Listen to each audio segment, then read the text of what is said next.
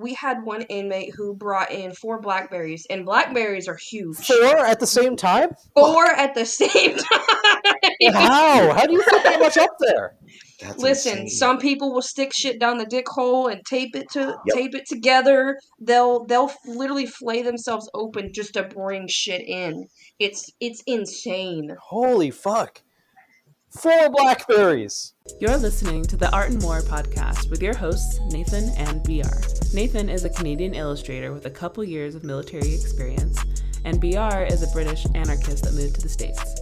Both are passionate shooters and community builders. Together, they run the Seaburn art page. Enjoy the show. I feel like we have an entire episode that we've already talked about and just haven't What is recorded. it? So Exactly. now, here we go, we're recording now. All right, fantastic. Okay, the reason I got into corrections, part of the reason I got into corrections, one, I am working on my doctorate in psychology. So right now, I'm working on my associates and I'm going to get my master's. Hello, Clarice. So I've always had a drive to help people. My initial, my first dream is to be a psychologist or a behavioral specialist for veteran soldiers to help with PTSD. I've done a few podcasts with PTS and me, with all that stuff for PTSD and stuff, and talking about vets and how that all that stuff works. But the reason I got into corrections is because I wanted to help people. So. Are we good to use your name, or do either of you have pseudonyms you'd prefer we use? I understand that, at this point, yeah, just use Bunker. That's the name that I used to go by anyway. Yeah. So I'll go by Alex, and this is my first prison story.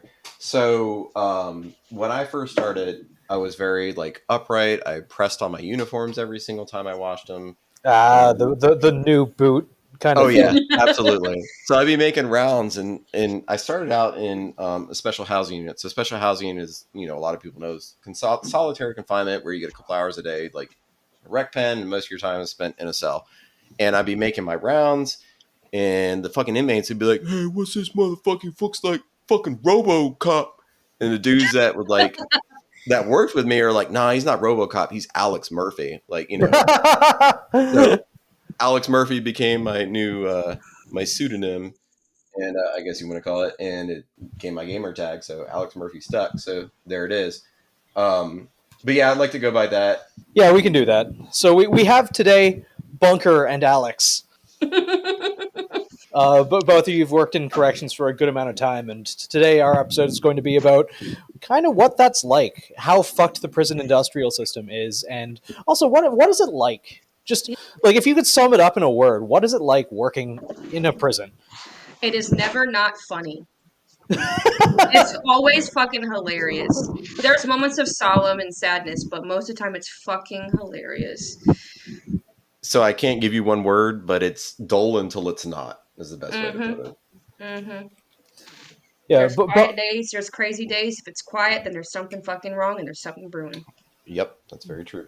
Bunker, you mentioned you work in the female prison system. What's that like?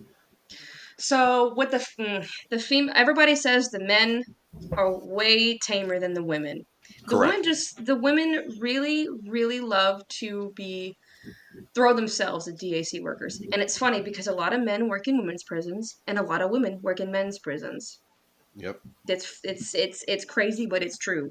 And so you have these women that'll throw themselves like DAC workers to get either PREA or get stuff in or out. And so women will swallow batteries. They'll do stuff for attention. It's like, oh, I'm going to kill myself.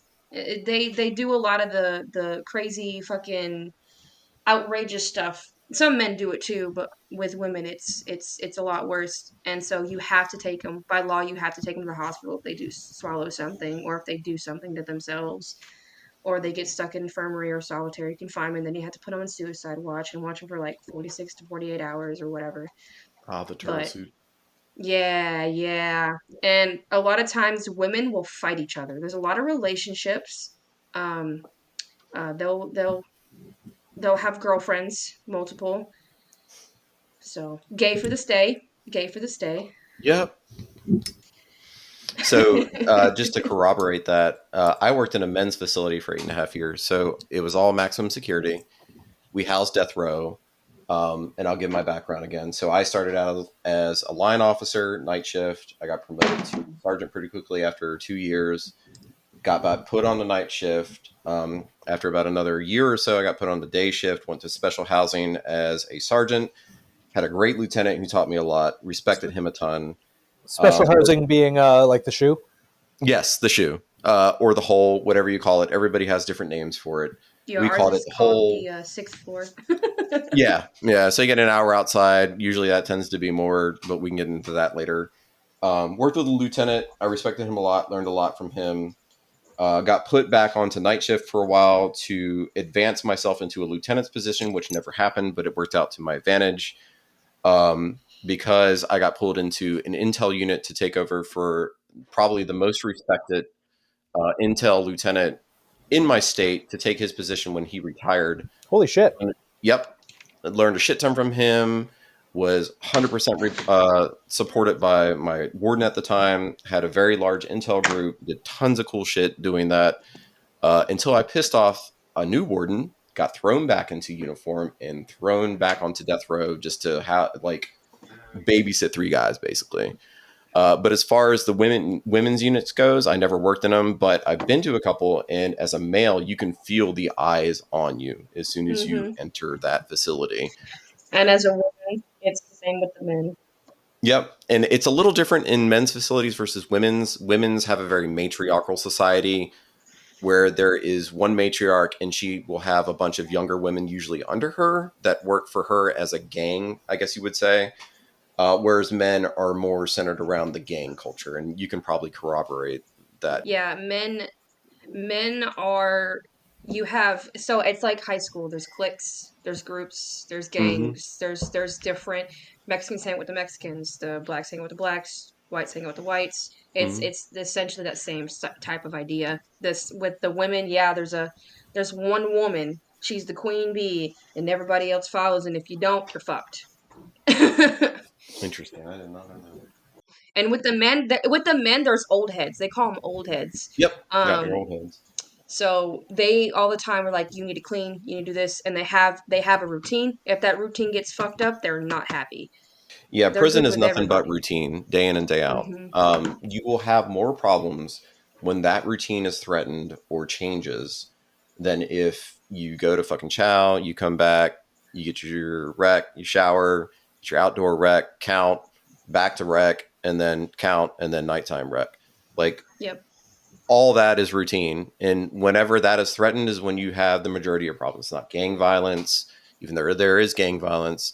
It's not issues with correctional staff, even though there are that, and we can get into that later. But it's all routine. People like routine. We as humans just want that. Especially count. Yeah. If count is late, oh heavens. Forgive me, my experience with prisons mostly from like Breaking Bad. Oh yeah, that's right. I know. We got to. Pray tell, what is count? Count is where you basically count every single inmate. It's like, I think it's every 2 to 3 hours. And then you have to do 30 and 15-minute rounds. You have to check on them. Just like scan a little fucking code or scan the cell with the tablet and just that's text interesting. the We didn't have that. Technology has helped them tremendously. So they go up there, they scan it, put it up to the thing, scans the inside of the cell, good. And then they have to scan a little thing. Some prisons have like a baton. They click the baton into the electronic whatever the device. We tried the baton, but the baton was fucking bullshit when we did it. We did everything with pen and paper. There's still paperwork you have to do, but most of the time it's with a tablet. But count is just where you go and count every inmate, and there has to be that certain number inmates in the prison. If there's one missing, all hell breaks loose and it's locked down. Holy shit! Recount. You get recount 3 times, and if an within inmate's a certain missing, amount of time. Yeah. And then you have to be like, okay, we have an inmate missing, and all hell breaks loose. It's just crazy. So when we would have recounts, it was 1, then 2, and then I think the third one, it was considered a major incident. But we would always have to do what was called an incident report. Yeah. Incident reports are all kinds of shit. But it was always an incident report. If you could not report back to basically the home base within a certain amount of time with your verified count. And there was always 2 officers whenever we would do a count. That one officer would corroborate what the other officer saw. We'd sign what the other officer saw on a sheet of paper, and it would go to the watch office. Watch office would corroborate it with what was our institutional count, and then we would have to send it back to the state to say that we did this. There are official counts, there were unofficial counts, and you would have unofficial counts at night and official counts during the day. Sorry for getting ahead of everything, Nathan. No, don't apologize. I think like critical context is important, and I actually had no idea that you guys did that until just now. It makes sense on paper, but again, my experience with prison has come from 1, talking to you guys, and 2, watching a couple of episodes of Oz and all of Breaking Bad. Oz is actually pretty good. A lot of those prison shows are very much glorified or romanticized to say like this is awesome. Like again, prison is nothing but what is the word I'm looking for? What is the word I'm looking for, Bunker? So the shows are very glorified, romanticized, and the actual is very banal. We'll say banal. Banal? Yeah, because I like the word anal, so we'll say banal. Yeah. Which is funny because, like I said before we started this, I have a bunch of bullet points. So my first bullet point is poop stories. On Poop stories. God, Yeah. poop stories. Yeah. There's and then a I have lot. understanding and respect how it's gained and maintained. And then another one, cell phones and butts, because I do have a couple cell phones and butt stories. So. Yeah, that one's crazy. We had one inmate who brought in 4 blackberries, and blackberries are huge. 4 at the same time? 4 at the same time. How do you fit that much up there? That's Listen, insane. some people will stick shit down the dick hole and tape it together. They'll literally flay themselves open just to bring shit in. It's insane. Holy fuck. 4 blackberries. There's one inmate we had in my old prison at my last site. We had an inmate who came in because we had work release. So work release just means they got a job. They contract out to a company. That company pays them like the fucking lowest of lows of money. Yep. Like, because a lot of these inmates are green clothes and brown clothes. So there's different meanings. You have the green clothes are like the minimum misdemeanors, but most people who are green clothes are multiple time offenders and have just pleaded themselves down to like good behaviors in prison. Yeah. Brown clothes are felonies. But most of the time, the prisons I've worked at, every single person is a felon. There's no misdemeanors, really. Not anymore. Usually, misdemeanors get dismissed, and when they go to jail, it gets dismissed in the courts where it gets pleaded down for probation. But, we had an inmate, he came back for work release, and he was walking funny. And it was like, I was like, hey, we have an inmate who's like walking real weird. I called mass control. I was like, we have an inmate who's walking real weird. He looks like he's struggling. Can someone go do a check and like body check? Bunker, sorry not to interrupt, but master control is your hub basically. It controls everything within the prison. Anything that your inside units can do, master control can do everything. They report to your master hub up at whatever state or federal, or I'm assuming federal because I never worked federal, or contract is. So yeah, that's what master control is. Sorry. Yeah. No, you're good. I appreciate buddy. that. You're good. I actually did And not so know. you have, and to pony back on that, you have mass control, then you have the other controls. So let's say you have, I'm not going to use actual names that I know because that's, I'm going to say grape control, berry control, this control, and then you have mass control. Each wing has its own control box, but mass control can control those and more. But they walked in and they found literally like bunch of like baggies of like meth in this dude's ass, like because they're like squat and cough, and he just would not fucking do it. And he ended up doing it, and like then they had to do a whole thing, and they had to walk out and like fucking search the outer perimeter and the vans because they don't know how, because they always get searched before they go in the van. Yeah, I was going to say, how the fuck does that even make it into the prison? We'll get there. Prison, prison pocket, ingestion, really fucking good concealment. DAC workers are in on it too. They don't care. They won't search. They'll just do brisk pat, over with. You have Just dirty DAC. That's a lot of times is the biggest explain to him what cause. DAC is. Yeah, please. Department of Adult Corrections officers. We call them DAC. They're DAC. That's what they're called because it was DOC, which I actually learned why DOC ended up becoming DAC because back in like the early 90s and stuff, they had cigarettes. And this company, hold up, let me try and find company where you can get cigarettes, and they had this big contract with multi-million-dollar contract with this cigarette company.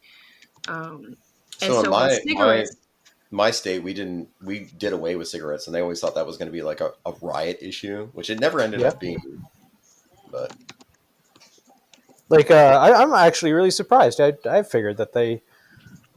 What was the kind of the thought behind getting rid of cigarettes? Because so the state wouldn't have to pay as much money on cancer treatments or anything like that's that. fair. It's all about money. Everything in the DOC is all about money. Yeah, exactly. And one of the biggest reasons why DAC went from DOC to DAC is because Philip and Morris, which is a cigarette company that had the contract, which I'll put a link in this little chat here for the article. Philip and Morris was the company that they had a contract with the state. Well, when I think it was President Reagan or was it Bush? At some point, cigarettes had to be Bush. If 1990, it was Bush. Yeah. I'm old as fuck. I'm 41. Cigarettes became a problem. So that cigarette company then sued Department of Corrections. Really? Yes. And so trying to get out of that lawsuit, they keep changing the fucking name. I actually learned that one recently. It was crazy. I was like, yeah, when you get into that's legal A's insane. or shit like that, it's interesting. So it went from DOC to DAC. DAC workers just means that that's corrections officers. They just call them DAC. Because then you have like other people who are the admin or whatever, which admin has some mean people. Yeah. Can agree with that. Yeah. Caseworkers. And some very incompetent people in admin as well. Yes. There's a lot of my incompetence God. in DOC, DAC abound. So It's a government position. That tracks. yeah. Are you drinking a big thing of soju, or is that like a? It looks like a yerba mate almost. This is the soju. I made this. What is it called again, baby? Soju high? Shuhai. It's pineapple and soju with. It's supposed to have like tonic, like seltzer, but they don't have it here, so I'm just fucking drinking this shit. I'm just drinking Islay Straight or neat. This Excuse shit's me. fucking good. I don't want to sound like a smooth brain, but neat. Yeah. This is lemon tea. Hell yeah. I'm a white girl. I'm here with an Angry Orchard hard cider, crisp apple. Are you drunk? Are you lit? Eventually. I'm gonna have an asahi after this. When Nathan turns Asahi into is a Club Japanese Foot, we know beer. he's She's gonna fucking good. I haven't drank on an episode in a hot minute, but as soon as I heard the word like poop stories, yep. All right, so let's get to that. Hey guys, it's BR with a quick public service announcement. If you're enjoying the Art and War podcast, help us spread our message of liberty, preparedness, and community building by following us and giving a 5-star rating on Spotify or on your platform of choice. Your support makes a massive difference in the show reaching more listeners. Don't forget to check out our Patreon and sponsor links in the description. Your support keeps the conversation alive and thriving. We massively appreciate you guys, we have done amazing things with you and hope to continue to do so. Thank you very much, now let's get back to the show. So when I was a rookie, brand new, out the fucking gate, just like certified as a corrections officer, we had in total 4 special housing units. So again, special housing being like what a lot of people think of disciplinary segregation. So 1 hour outside, 23 hours in, which is not necessarily correct. But again, if we want, we can get into that. So I was down here on this disciplinary segregation wing, and there was a guy in cell 23. So the way pods are where the inmates are housed. So the way that our pods work is we had a housing unit. So we had 1, 2, and 3. Yeah. Those housing units were squares and split down the middle. So being that they were split down the middle and we had 2 levels, we had Alpha Pod, Bravo Pod, Charlie Pod, and Delta Pod. So this particular one was Charlie or 3 Bravo. So 3 Bravo was known as one of the worst other than 4 Bravo. And I can get to 4 Bravo later. I was pushed over to this housing unit because they were shorter staff, which everybody in corrections is always shorter staff. Bunker, you can corroborate that. But we had a guy in cell 23. So if you were looking from what was considered the control unit, where you would open the doors for every single cell or the sally port going into the pod, it was the furthest away on the lower tier. Yeah. So the dude was like, hey, CO being correctional officer, come here. All right, whatever. So I go over there and I look in the pod. He's like, hey, call the sergeant down here. And I'm like, but why? And he's like, look in here. You see all this? This is shit. I'm like, okay. And then he proceeds to cock his mouth back, open it up, and plop something in his mouth. No. And as I'm walking across the pod, it occurs to me this man has just ingested shit. And I almost threw up on the pod, but I was brand new, so I couldn't lose, no pun intended, my shit in front of all these other fucking inmates that were watching at the time. This was night, so everybody knew what was going on. It was like right before our morning count. So yeah, that was my first encounter with this one particular inmate. Years later, when I became the housing unit supervisor for housing unit 3, the same special housing unit, this man was so intent on going to what we would call like kind of like a crazy institution, but not really. So this is the same guy? Yeah, same dude. It's kind of like a halfway point, but in order to get to this halfway point, you have to be adjudicated by a judge. I think adjudicated is the wrong word. It could be right. It could be wrong. Somebody can fact check me on that.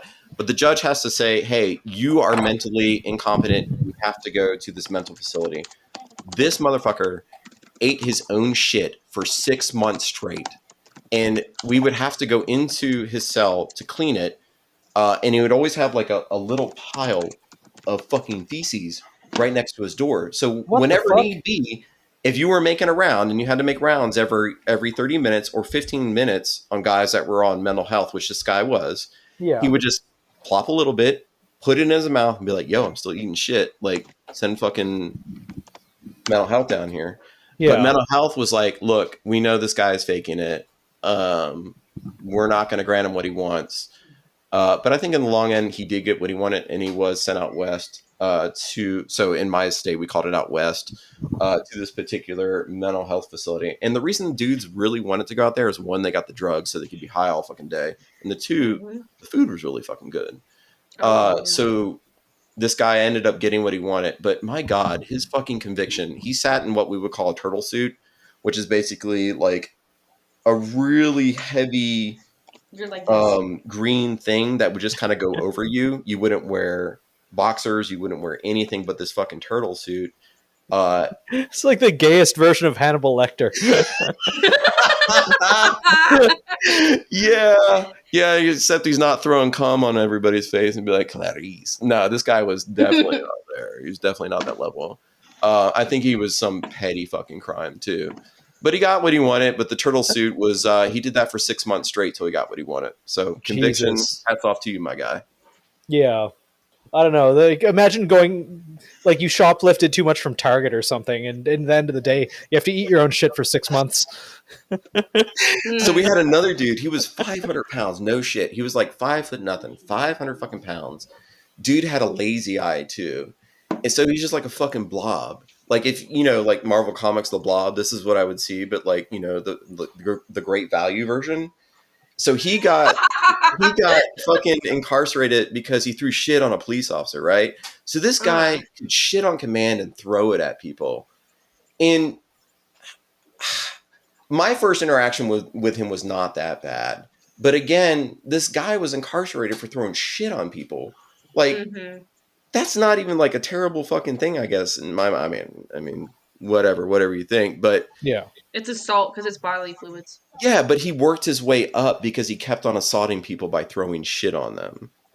So yeah, he was a special fucking case. But fortunately, I never got shit thrown on me from him, but I got shit thrown at me one time. So we had one particular guy. He was considered a snitch. and the Crips had a shit on site. So shit on site means like instead of getting shot on site, shit on site means you're going to get shit thrown on you.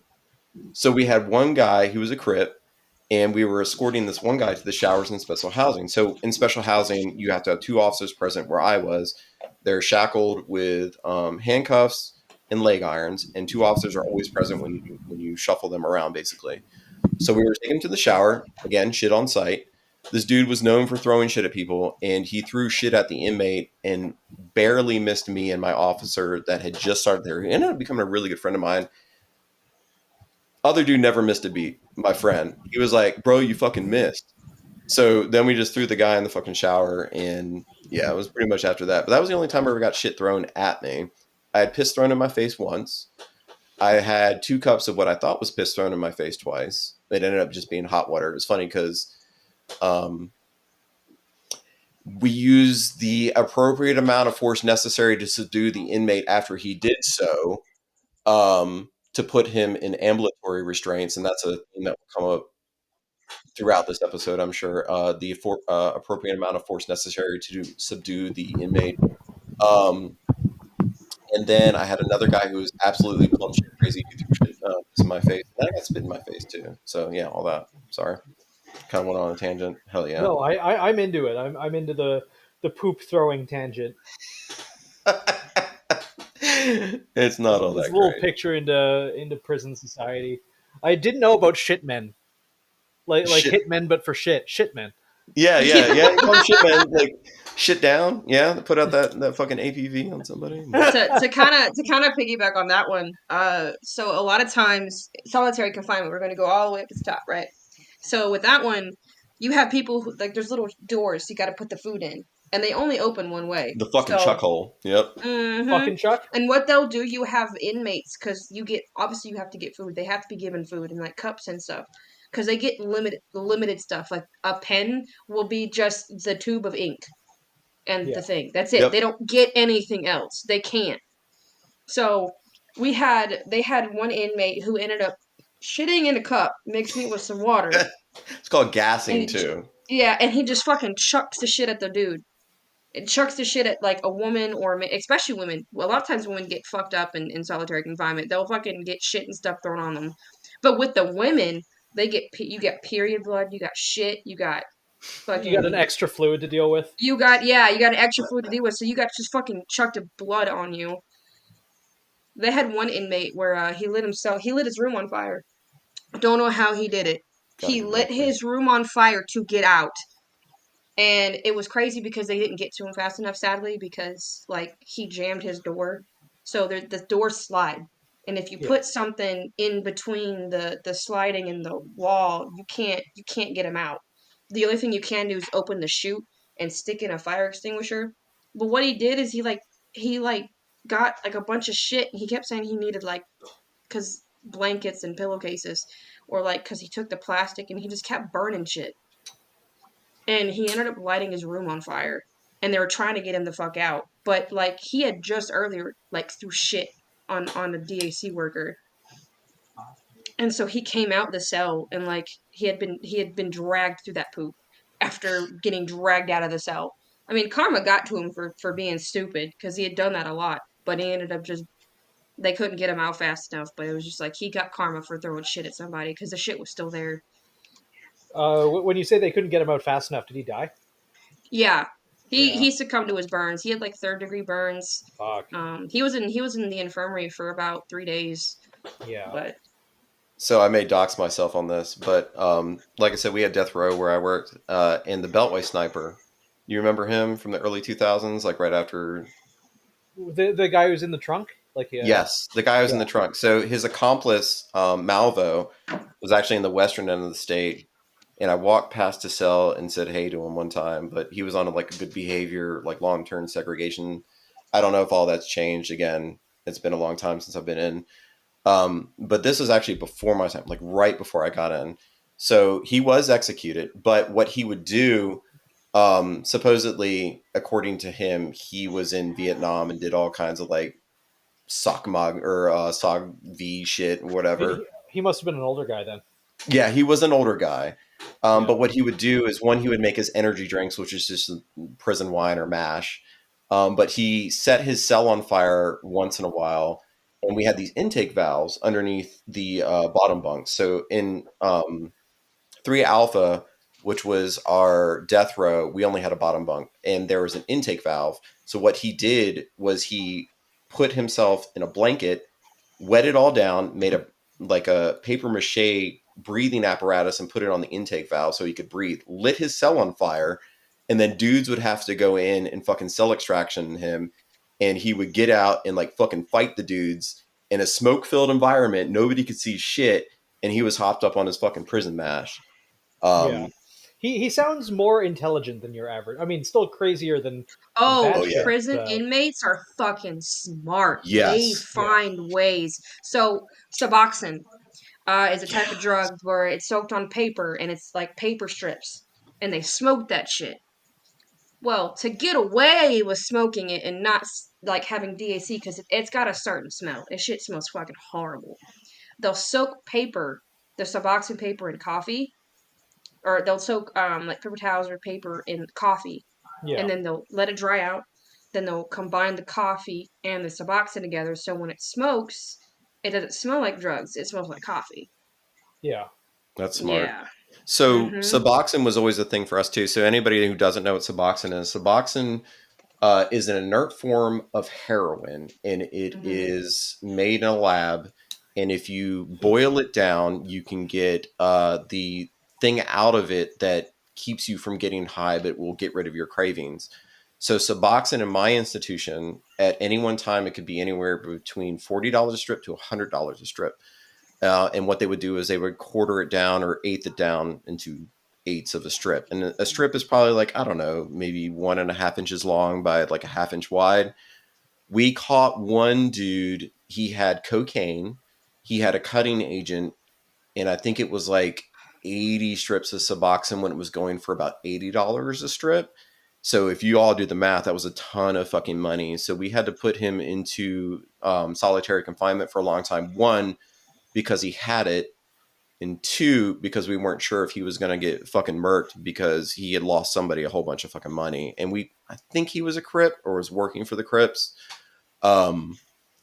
But yeah, you get that shit all the time. They're called mules. So Yeah. anything in prison that you can think of in the outside world, prison is a microcosm of the outside world. So you've got weapon makers, you got drug dealers, you got fucking pimps, you've got what we call store boxes, or they would take commissary, hold it for like a gang and sell it, like resell it for a certain value. And you've got prostitutes. All that shit is run rampant in prison. And something interesting, I know we had talked about it earlier as far as like who's allowed in gangs. So Bloods were blacks only, but Crips were usually blacks only, but they would let white boys in too, because the white boys, especially the guys that were country as fuck, were good at making knives. And you could always tell a knife maker if you walked into the cell and there were grooves inside of the concrete where they would mark the knives in there and sharpen the knives. So that was always, I always found tons of fucking knives. I was really good at finding knives. But We had at my other site where I worked, so this prison was a maximum women's, but then they moved the women's to a different facility back in '08. And so this became a men's prison. And we had there's two. You have Sally Port 1 and Sally Port 2. You have one Sally Port for inmate intake, meaning like the inmates that come in on the buses, they got medical trips, whatever. The other side is for the trucks, for deliveries, for dumpsters, stuff like that. I don't want to interrupt you, but a Sally Port is an entrance and exit to a prison for inmates. I That's where you appreciate that intake because I thought the Sally Port was just the name of the prison. I don't know why that's what I got out of the context. No, sorry, I didn't want to interrupt you, Bunker. No. Again, I know No, we're going you're to say a good, lot man. of shit that people will too. don't know, Yeah. but a Sally Port, again, is the intake and outtake of prisoners from a secured facility, basically. And the gatehouse is the main entrance for foot traffic, to be searched for visitors, to be searched when DAC workers come in, or any other third party contractor that comes and do maintenance, to do anything admin wise, church stuff, because they still have to have religious services. So we Which had they're dirty too. For Yes, anybody they that thinks are. they're Don't fucking make dirty them too. Christian thumping Bibles make you think that they're good people. Some of them are not. So we had a company come in to take the trash to find out that the Bloods on the medium side of the house had someone on the inside of that trash company bringing in drugs and putting it behind the dumpster. And I kept reporting to Master Control, hey, you got inmates behind the dumpster, going behind the dumpster. Why are they doing that? Oh, they're just picking up trash. Come to find out, they were actually taking drugs in. And then that same night when all that shit got caught, because they were bringing in like cocaine, weed, tobacco, Suboxone, fentanyl. Fentanyl's becoming a problem. Spice, all that shit. So Spice is just, spice is yeah. like it's like marijuana, but it's like a synthetic marijuana, Hmm. basically. And so What's all it that shit. made from? Fuck if I know. I just know. Hold on. Hold I on. just know Hold it's on. synthetic Spice. marijuana will get you fucked up. CP 47497C8 is made by extending the diol methylheptol side chain of CP 47497 to dimethylhydryl side chain. It was discovered by a forensic scientist as a herbal blend is known as spice. Um, That's impressive. I couldn't have said any of those words. Yeah, likewise. I'm in college. I'm taking chemistry right now, so You're doing your doctorate. yeah. You're But- the smart cookie. Yeah, I am the smart cookie, and I'm dating a sailor, which is great. But or get engaged to a sailor, which is great. Reverse back into that door. I don't know where the fuck he went. Say hi to him. I can see him in the background here and there. Well, John, Yeah, love you. love you too. He's a handsome man. Let him know. He is a handsome very man. handsome boy. He's got sleeves. He's got a whole chest piece. It's Oh, great. yeah. But no, so all that shit was coming in that same night. They had a white guy who was the fall guy for the Bloods and the Crips because they can bring in people. The gang leader fought his own dude because he's like, where the fuck is my shipment, dude? What the fuck happened? And they found out that he was the one who snitched. He got his ass handed to him. Handed. It was crazy. So he ended up getting put on God, what is it called? It's not OPSEC. Protective custody, which just means if You motherfuckers. protective custody is they're gonna get fucked up if they get put in Gen Pop. So funny thing about PC dudes. So like I said, we had 4 special housing units. The building that I primarily worked was 4 building, which was notorious for being the worst building in the entirety of the state that I worked in. So before I go there, so contracted facilities, we only had 1 contracted facility in the state that I worked in. But there was a study done by inmates who were like, where would you want to do time? Like, what's the most lax place you could possibly go to? Crazy. And they were like, Mecklenburg. And Mecklenburg was a Mhm. contracted facility. And again, I've just doxed myself in my state that you could get absolutely anything you could ever possibly want from COs, correction officers, or staff, or contracted staff, or visitors. And we can get into that later. Oh God. I have a story recently that just happened before I came to Japan, dude. It's crazy. Continue, sorry. I'm for sorry. interrupting. I'm like, again, I'm slightly sauced. What was I talking about before that? You were talking. You were talking about the third party with Mecklenburg, what prison they wanted to go to.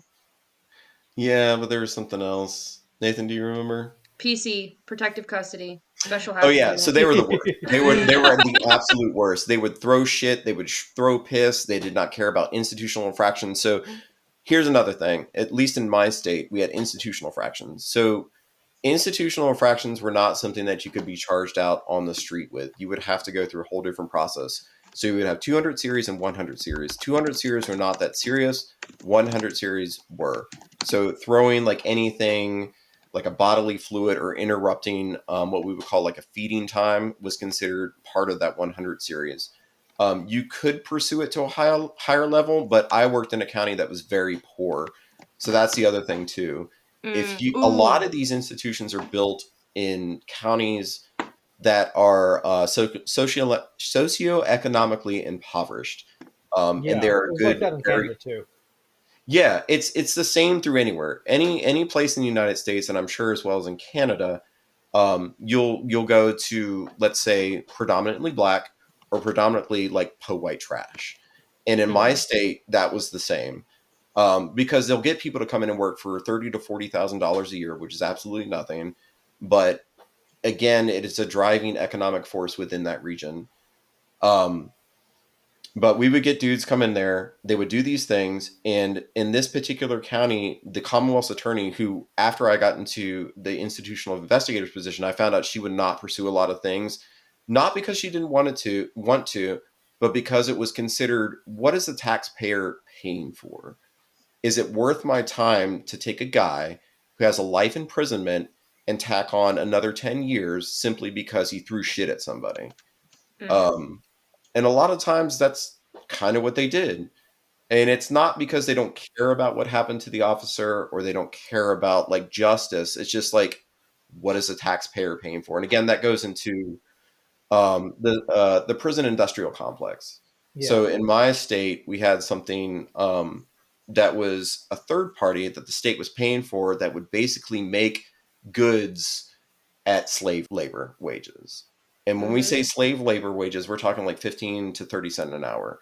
And anything that's made, so my particular facility, we didn't really have much of that because we were a maximum facility. So the one thing we did make was dental stuff for people. That's and interesting. And sorry to interrupt you, Alex, but I'm Yeah, gonna go ahead.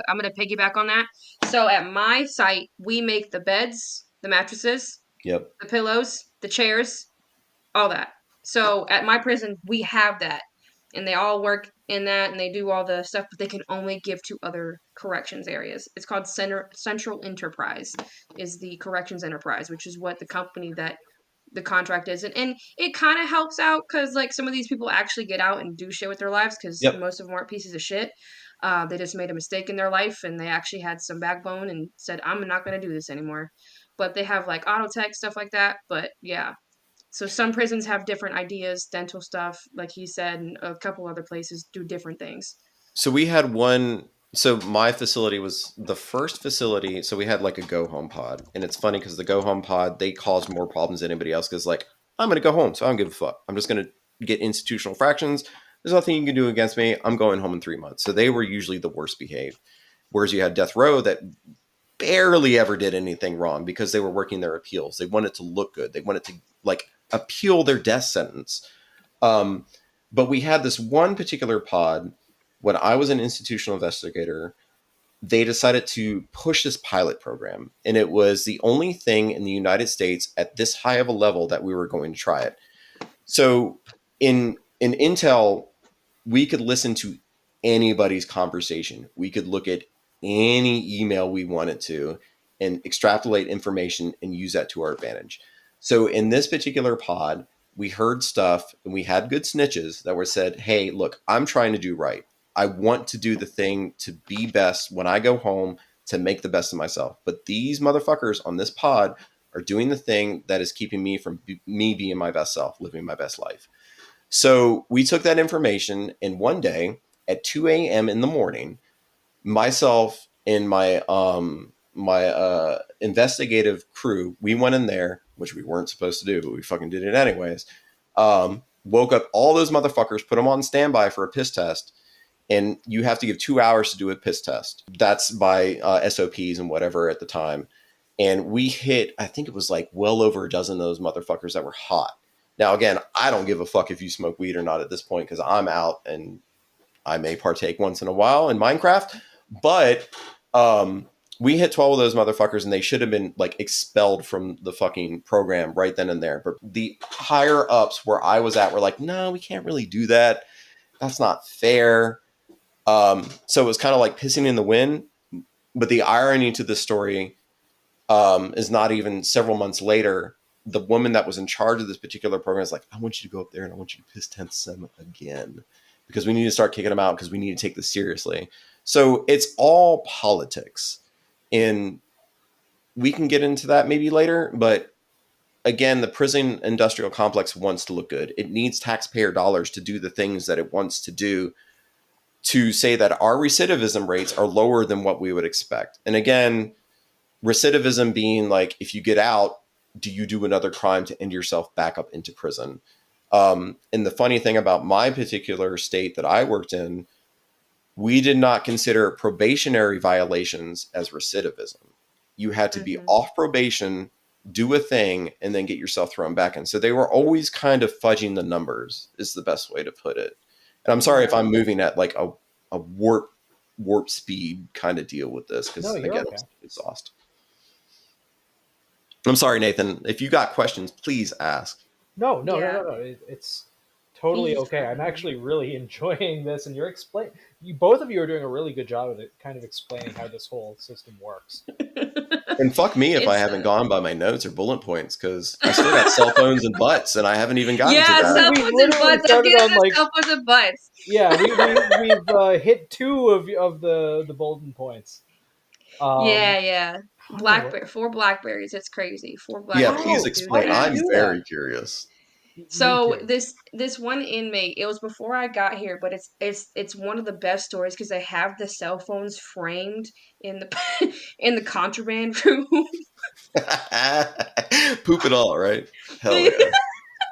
So this man literally was like, he walked in and they intook him. So the prison I work at is a processing facility, which just means they come in from the jail after their conviction and they get thrown in that until they get moved to where they're going to serve their time, rather that be life, 5 years, 10 years, 15 years. So this is a main hub, and they go to wherever they need to go. But he came in and he put the cell phones up his ass as he was coming in. I don't know how he got them. They don't know how he got them. Maybe it's when he was in the jail, or dirty DAC or dirty police officer, because sometimes you have police officers who will bring in inmates. I can tell you a lot about that. Yeah. I can't tell you much about the police officers because I haven't seen much of it, because they've been trying to keep it only DAC, transferring over people from other facilities. But he came in and he did a squat and cough, and the first they didn't catch it, but they knew something was wrong because like he had taped chargers like to his thing, which you can't. I don't understand why he did that, because he knew they was gonna get caught. He knew it was gonna happen because they have to get undressed, they have to do all that stuff. So they just kind of like he tucked it. Chargers came off. And for anybody that doesn't know, a squat and cough is not like pull down the pants. A squat and cough is spread the cheeks, show me the butthole, and and shit will usually. I know my drum set just fucking reverberated behind me, but like that shit will fall out. Like you'll see it kind of peek out the butthole, and you'll be like, "Oh, look, there's something in there." Go ahead. I'm sorry. I'll get to that later. No, you're good. And so they ended up, because you can't, a lot of the laws have changed. You can't like do it yourself. You have to take them to the hospital and they have to pass it, or they have to get it removed. You can't do it yourself. So he ended up going to the hospital. Yeah, it wasn't like that when I was there. Yeah. They found the 4 blackberries. Like I can see 4 blackberries going in. I don't see 4 blackberries coming out. Well, you can not the easy way. You can fit 4 raccoons up your ass. Wait, what? Yeah, I have questions. What? Hold on, let me find the article. I don't. No, awkward silence. I hear something. Please don't send it into the chat. I want to know. I don't know why I want to know. I really shouldn't want to know. Here's a Reddit link. I'm not clicking that. Anyway, I am. My morbid curiosity. But we had one dude. I'm not clicking it. Oh, it's more theoretical. It's more research based. But you can actually do that. All right, fuck it. The orifice. This is a work computer. I'm fine. Can stretch. But it's a working computer, bro. Yeah, it's a working computer. No. All right, there's no pictures. I'm fine. All right, cool. Yeah. But so we had one inmate. It was at the jail, and this was a friend of a friend story. But the dude ended up having phones, and the phones were hanging out of the window, and he was punching the plastic, the metal bars, and there's plastic. You have metal bars and then there's plastic. He was punching the plastic. He ended up breaking the fuck out of his hand. But they didn't there's banging, maybe because he's mad. No, he ended up bringing up the phones, right? And they go to extract him, and he literally breaks all the phones in the toilet, like just shoves all the phones in the toilet, and then takes the SIM cards out and swallows them Fun fact, you get charged with the cell phone and the SIM card. It's two separate charges Interesting. if you get Interesting. caught with it.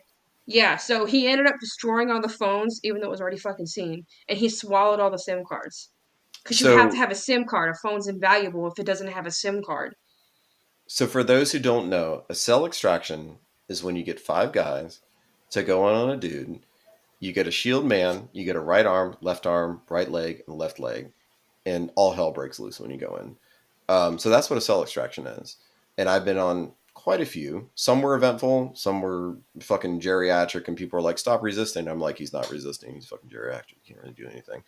Anyways, so my cell phone story, I got a call from another institutional investigator. He was like, "Yo, I've got this guy coming in. I've got good information that a CO, again, a corrections officer, bought him a cell phone and he's got it in his fucking keister."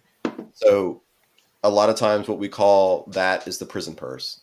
You put it up your butt. It's your prison purse.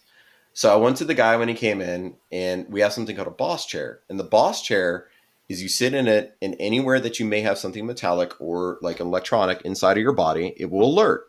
And the boss chair alerted. So I was like, oh, fuck yeah, I got this guy. So I go down there, and I'm like, look, bro, the fucking boss chair went off. And there's different lingo, so if I curse too much, I know this podcast doesn't really care, but I'm going to curse a lot. So I was like, look, bro, I know you got a fucking cell phone inside your ass. Like, there's one of two ways this can work. I can put you in medical, put you in the turtle suit, again, strip you fucking bare naked, put you in this green safety smock, and sit you there for as long as I need to until you pass this shit and a CO finds it. And then I can go to my Commonwealth's attorney, again, I'm calling his bluff, and be like, look, I found a cell phone. We need to prosecute him. It's something, I think it was like a minimum of 5 extra years. Or you can work with me, give it to me, and we can just give you an institutional fraction, and I can work with you in any way that you want. Because it was a lot of wheeling and dealing. He was like, man, I don't fucking know. I was like, all right, you fucking think about it. So I went away, and about 15 minutes later, the Sallyport officer is like, hey, he wants to talk to you. So I come back, and he's like, look, I'm going to give it to you.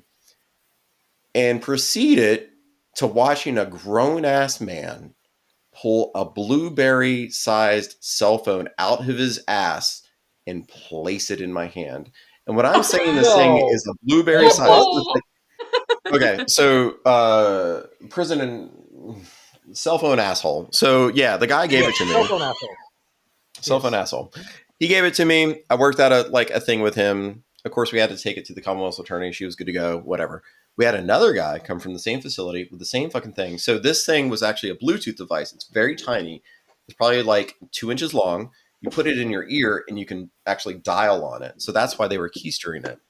But this guy was not as, let's say, forthcoming. So we had to forcefully x-ray him. I'm not going to say forcefully, sorry, in Minecraft. We had to voluntarily x-ray him and maybe hold him down to get it when he passed it. But we got 2 guys from the same thing, and we ended up finding out that it was a dirty officer that was bringing to him. I don't know the ins and outs of that because the other institutional investigator dealt with that. But yeah, we had one recently here. I ended up searching her. So every prison, which is fucked up, has different search procedures. So some prisons will do every other third person. Some prisons will do every person. Some won't even pat search. You'll just go through the scanner, the cell sense, you're done. And cell sense is, so you have to go through a metal detector and just detect stuff in the body. And a cell sense is to pick up any radioactivity that comes off your body. So cell phones, SIM cards, anything that has like a reverberation, because it's kind of like a radio waves that's sent off into the body. So if you have something that's metal on you, or like any device that can reflect back a signal. So sometimes some of those are high, like really sensitive, or they're really low, and certain prisons will turn them up and turn them down because dirty DAC. Anyway, I had searched, and so when you search, you gotta like arms, and then you have to like on the side of their body, go around their boob, because if you can't touch them, so you have to go like around, underneath, then you have to go across your stomach, but you got to use your back hands because you can't do hard touch, you have to do soft touch, and you have to go around with their back hand, do the same thing with the legs, all that, and you have to take your shoes off. And so she shows me her shoes, and she's like, they're good. I'm like, ma'am, there's something in your shoe. She's like, no, it's paper towel. I'm like, ma'am. And so if the officer that's searching says you can't go in, you can't go in. She went in anyway. And I called the lieutenant. I was like, hey, you got someone in there that's bringing in stuff in. She refused to show me her shoes. She got searched, all that stuff. And she ended up getting caught. And I literally have the article up. I put it in the chat over here. But she got caught. She wasn't bringing in drugs. She was bringing in contraband. And she was having a relationship with an inmate. And she ended up getting caught. It's just like caught with a bunch of shit. She had a bunch of other shit. So she had this is a different officer, but one of the other ones was 4.5 grams of marijuana in separate baggies, so 2.1 and 2.4 grams, 73 Suboxone strips, a white paper-like object suspected of being spice, and 2 packs of red jelly liquid. Fuck me if I just didn't open up the raccoon up the ass twice on my work computer. So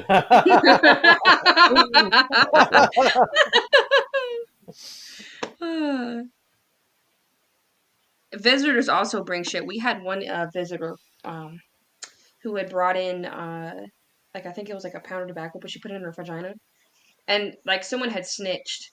So she ended up not being able to bring it in, but she had to be arrested, and it was crazy. So we had a body scanner. And when I say body scanner, we're not talking about the ones that TSA has where it I was alerts. thinking immediately of the ones that the TSA has that you stand in, you hold your arms up. No, they alert to a certain part on your body. This thing was like an x-ray. You could see full fucking beans, everything inside of a human being. We had one girl, and we caught her after the fact because our entry officer was like, hey, I did not know, so I did not call you. But I saw this, and I want y'all to take a look. So we took a look, and it was very clear that she had something inside of her hoo-ha. So in my particular DOC that I worked in, we were not considered law enforcement. Now, I was deputized in my particular county, but I wasn't going to go out and like start fucking arresting people because that would be dumb. But we had agents. So I called the agent and I said, hey, look, the agent that I work with, I had a really good working relationship with her. Which is funny because she had a really big ass. And every time I would go with her on the yard, people were like, God damn. Oh, fuck. I just like dox the shit out of myself. Like, God damn, you hitting that? And be like, no, it's fucking weird. Anyways, so we would, we brought her in and we had nothing. We had no physical evidence. And we said, hey, this is the picture. Tell us about this. And she just admittedly opened up to it. She's like, yeah, I had fucking tobacco in my vagina. So she was bringing in tobacco inside of her vagina. And we caught her just basically on her admission.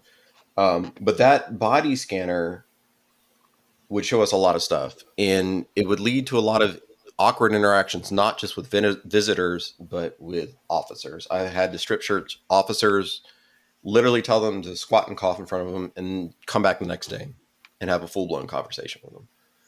So that body scanner, if you're somebody that has an incarcerated loved one or anything like that, and you go through a body scanner, we can see everything. And that was the other thing I wanted to touch on too. If this is a profession that you want to go into, if you have a competent institutional investigator, they will find things. And when I would talk to brand new people that were coming into this profession, I would tell them I would find them. And 9 times out of 10, I would find them. I think in my 18 months that I was the primary institutional investigator, I walked out 40 people. And that is a lot of people. Contractors in my state, they had no grievances. It was like, if we find you and we suspect you, you're fucking axed. If you were an officer, you had a year's worth of probation. If I found you before the year was up, you were gone. And we'd always try to find the dirty people before the year was up, because then it would turn into a whole fucking legal battle. And they would be able to grieve it, meaning that they could say, hey, I was improperly axed. This is what it is. And maybe they could get their job back. I had a really good friend who was a little more hands-on than he should have been. And I was impartial as I could have been. And when he was, so you have different forms of grievances, and you have like an emergency grievance, an informal grievance, and an actual grievance or informal complaint.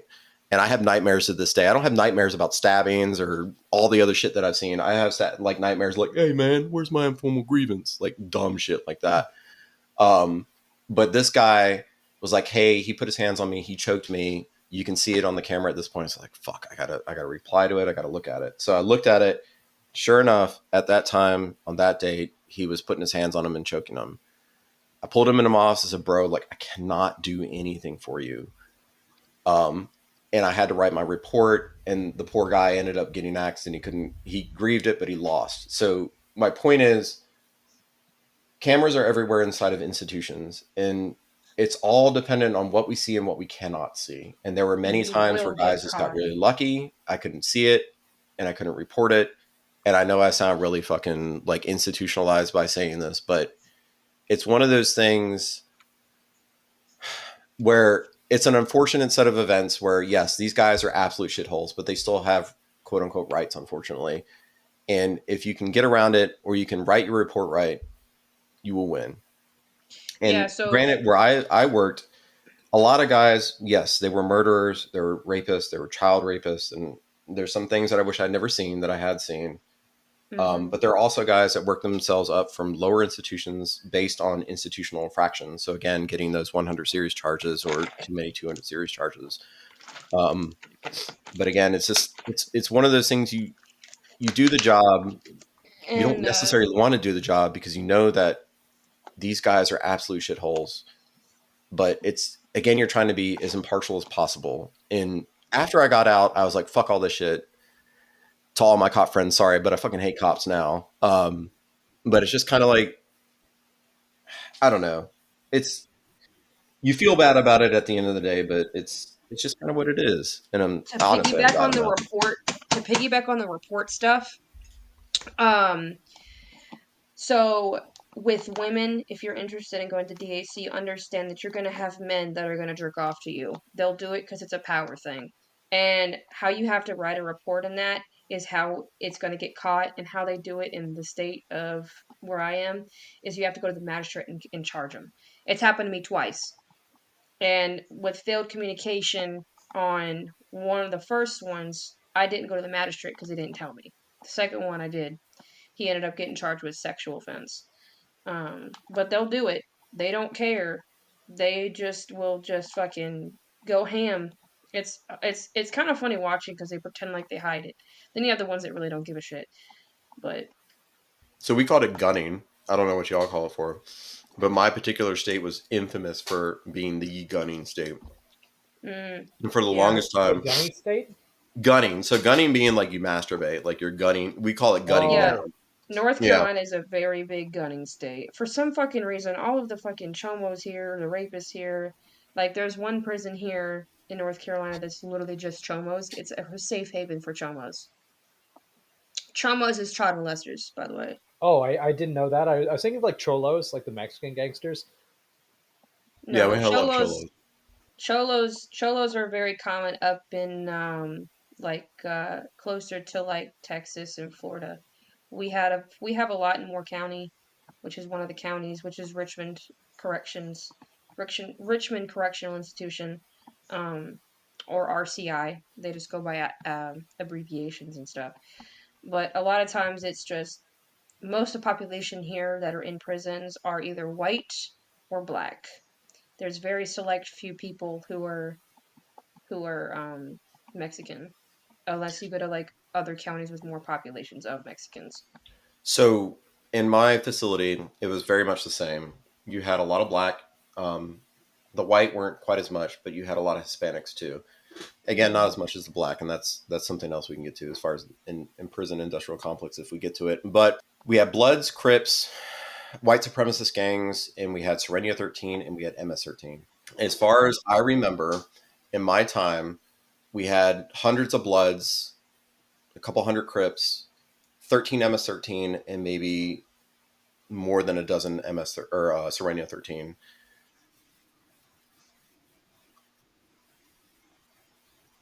I believe that.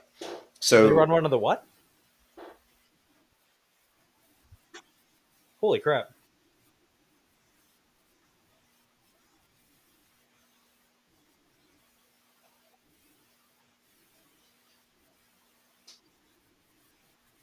Yeah.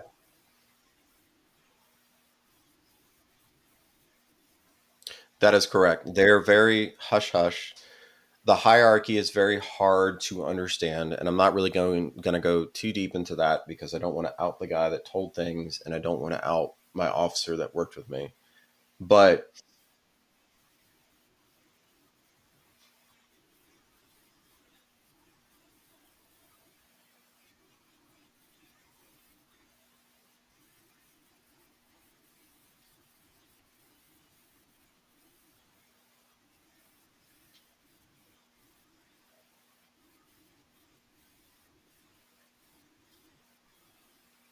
we had that is true.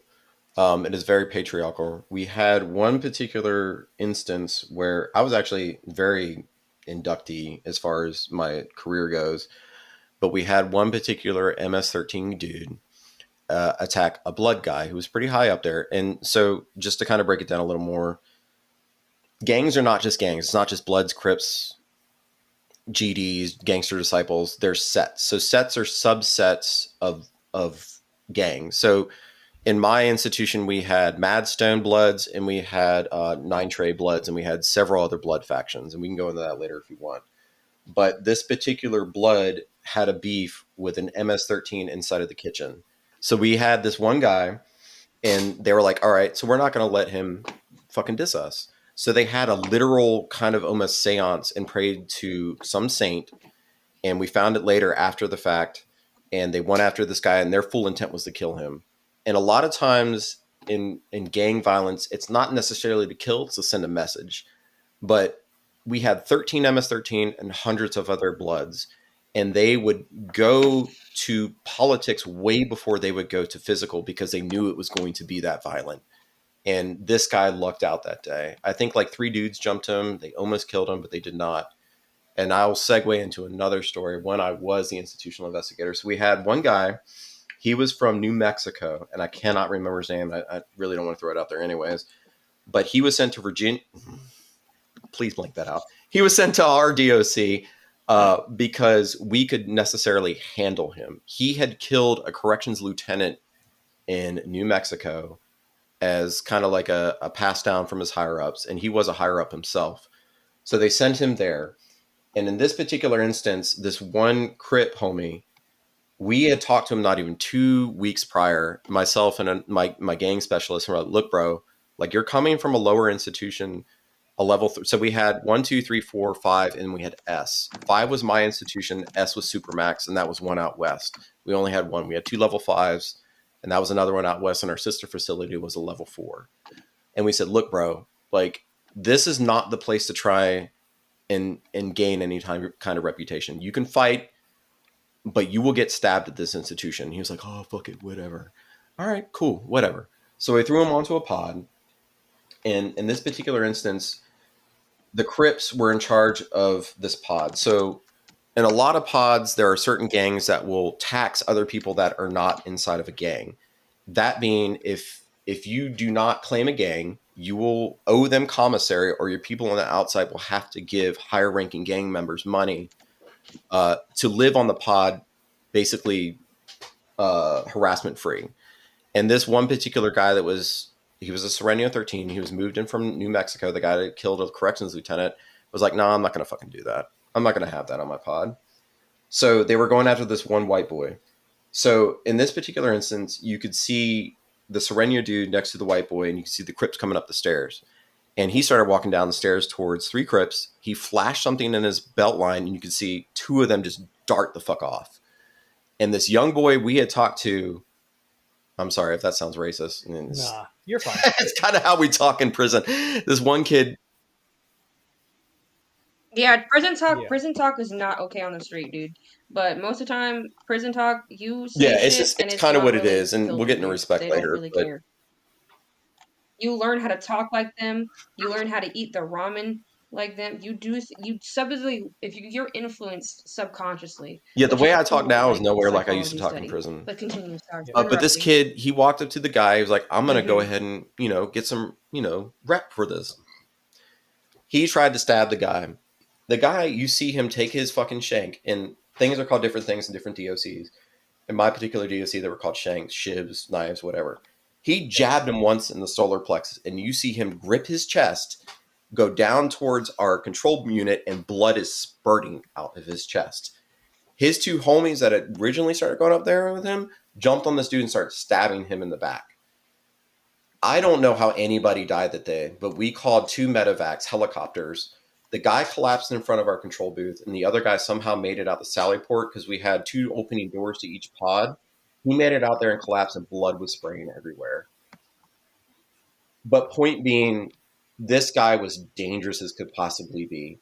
When we talked to him inside of the medical unit, he was clear as day, even though he was bleeding out and fucking dying. This dude was a fucking essay to the end. And the other kid was basically circling the drain. Like, his eyes were rolling in the back of it. We thought he was going to die. But I ended up having to keep that dude at my facility for months on end because he had a blood clot and I couldn't transfer him out west. And maybe I'll get to him a little later. But violence is a thing that it happens in an instant. And guys that work in law enforcement and prisons know this. And I know we live in a sphere where it's like, guns and, be ever ready, but violence it happens. And I can't stress that enough. And in this particular instance, again, it was untold amounts of violence. I mean, there was blood absolutely everywhere. And I'm still, again, to this day, like, thankful nobody fucking died. Yeah. Yeah. I've known a couple people that have witnessed suicides where the dude had Oh, yeah. slit Oh, man. all the way up and flayed open his arm, and that really fucked with people. The amount of blood on the floor that So day it still fucks. Do you with them. have The shit that people borderline, see dude? is So fucked. anybody that doesn't know what borderline is, Like borderline is... BPD? Say again? Like BPD, like borderline personality disorder? Yeah, borderline personality disorder. So borderline personality disorder, for those who don't know, a guy will do anything to kind of get attention. And we had a lot of guys that would self-mutilate to get attention. Yes. It's very common in men's Yes, we prisons, had one and guy women who was do it too. taught, quote unquote, taught by our best borderline / masochist dude in our prison. He was a young guy. And when we would strap people down, so we would strap people down for instances where we were really concerned about self-harm. And it would be, you strap the feet down, you strap the legs down, the feet, the arms, and you put them in the turtle vest again. And they would have no linens, no nothing. They would be on a mattress. And I was known as being the supervisor that would strap people down. Like the rule of thumb is, if you can touch your nose, then it's not too tight. My touch nose was like, all right, you can kind of just touch it, you're good to go. This kid was so small that he was able to wiggle himself out after cutting himself open on his wounds that he had already made with a paper clip. He had found a paper clip inside of the mattress or the bunk that was an old paper clip. Actually, it was a staple. It was even smaller. Opened his wounds up, lubed his wounds up so that he could pull himself out of his restraints. And he was like, hey, look what I did. And I was like, God, you fucking kidding me. So when we went in there to strap him back down, I did not know this about blood at the time, but he had bled so much that it congealed on his mattress. And when we lifted the mattress, it just slid out like fucking Jello. So, yeah. And again, sorry. Again, stream of conscience. We can go into another story about him later. I'm sorry. I don't want to take up everything. More than okay. No, some people actually get really fucked up seeing a lot of the shit. So we had one dude. I don't know if this is really a They're all funny funny. story. I mean, it is kind of funny. So this dude was on seg, right? So this dude was in seg. He's been in seg because he's PC and he's a fucking moron. Okay. This was at my old facility. He liked to pull his rectum out. Hell yeah, prolapse. Like pull his You ever entire read yeah, he the short story prolapsed. Guts People by Chuck prolapse Palahniuk? themselves. I've read a lot of his stuff, but I haven't read that one. Okay, No. irrelevant. Don't worry about it. Sorry, continue. But he ends up taking a packet of Kool-Aid. And so, fun fact, this is chemistry brain. If you take urine, which has multiple different chemical structures of different elements, and you mix it with Kool-Aid, which is a sugar and a bunch of other chemical and elements, mixed together, it fucking looks like blood. So he sticks a packet of a glove with Kool-Aid urine mix, stuffs it up his ass and pops and says, "I'm bleeding from my asshole." He ends up going to the hospital, acts like he's in this most severe fucking pain, just so he could get out. And so he walks back out, and he's all solemn, like, "Oh man, I'm back here, bitch. Of course you are. You're a fucking moron. You fucking decided Yeah. to be like, We I'm had a gonna touch my butthole." Jesus Christ. But that's a good oh yeah, we had example of tons of borderline. borderline That's a dudes. good example of borderline. Because they will do anything and Sorry, Nathan. everything to Did you get want to? attention. I'm sorry. It's No, dude, you're you haven't you're even had a totally chance to say okay. anything. I'm sorry. Do you have any I'm just questions, kind like, of going for real, along with though? this. I don't quite Like, know how we got here off. Oh, by the way, I have a poop story, and now it's like, oh, by the way, MS-13 had beef with the Crips, and then they've got. I still can't get over the idea that there's shit men. Oh yeah. Like, I can't. I just in this side chat, I listed every single gang that is very prominent in the prison system. So the Aprini Tony Bloods, the Absolute Blood Mafia, Donald Gee family, or Hidden Valley Kings, Green Kings, Kings, WMK, Bully Hard Hunters, 720 Hit Team, 8 Trey Gangster Crips. Then you have the Nettas, the Latin Kings, the Kings, Aryan Brotherhood, 5% Nation Dam, and then there's a link to what inmates do on how Did to you have Rolling smoke 40s, shit and like do Crips? Did you stupid have shit. Madstone? Did you have so Yeah, one of the yeah, things we had as far as yeah, we had 9 tray issues. So a lot of times guys in the yeah. prison will take orders from higher ups in New York or California. So we had one particular instance where it was a 9 tray on Yes. 9 tray, and one dude was taking orders from out from California, and the other dude was taking orders from New York. And this one guy was like, "I'm not going to have this in my fucking prison." He attacked the California guy attacked the guy from New York, and it was like this whole fucking blown out thing. And in prison, at least in my prison, again, the vast majority of gang on gang violence was bloods on bloods because it was so much just like Mm. infighting. I created this new constitution for my new gang that hasn't been sanctioned by either New York or California. California was having beefs with New York. Like that's one thing I want people to understand. It's not a lot of like gang on gang or different gang on different gang violence, even though I already kind of went to the MS-13.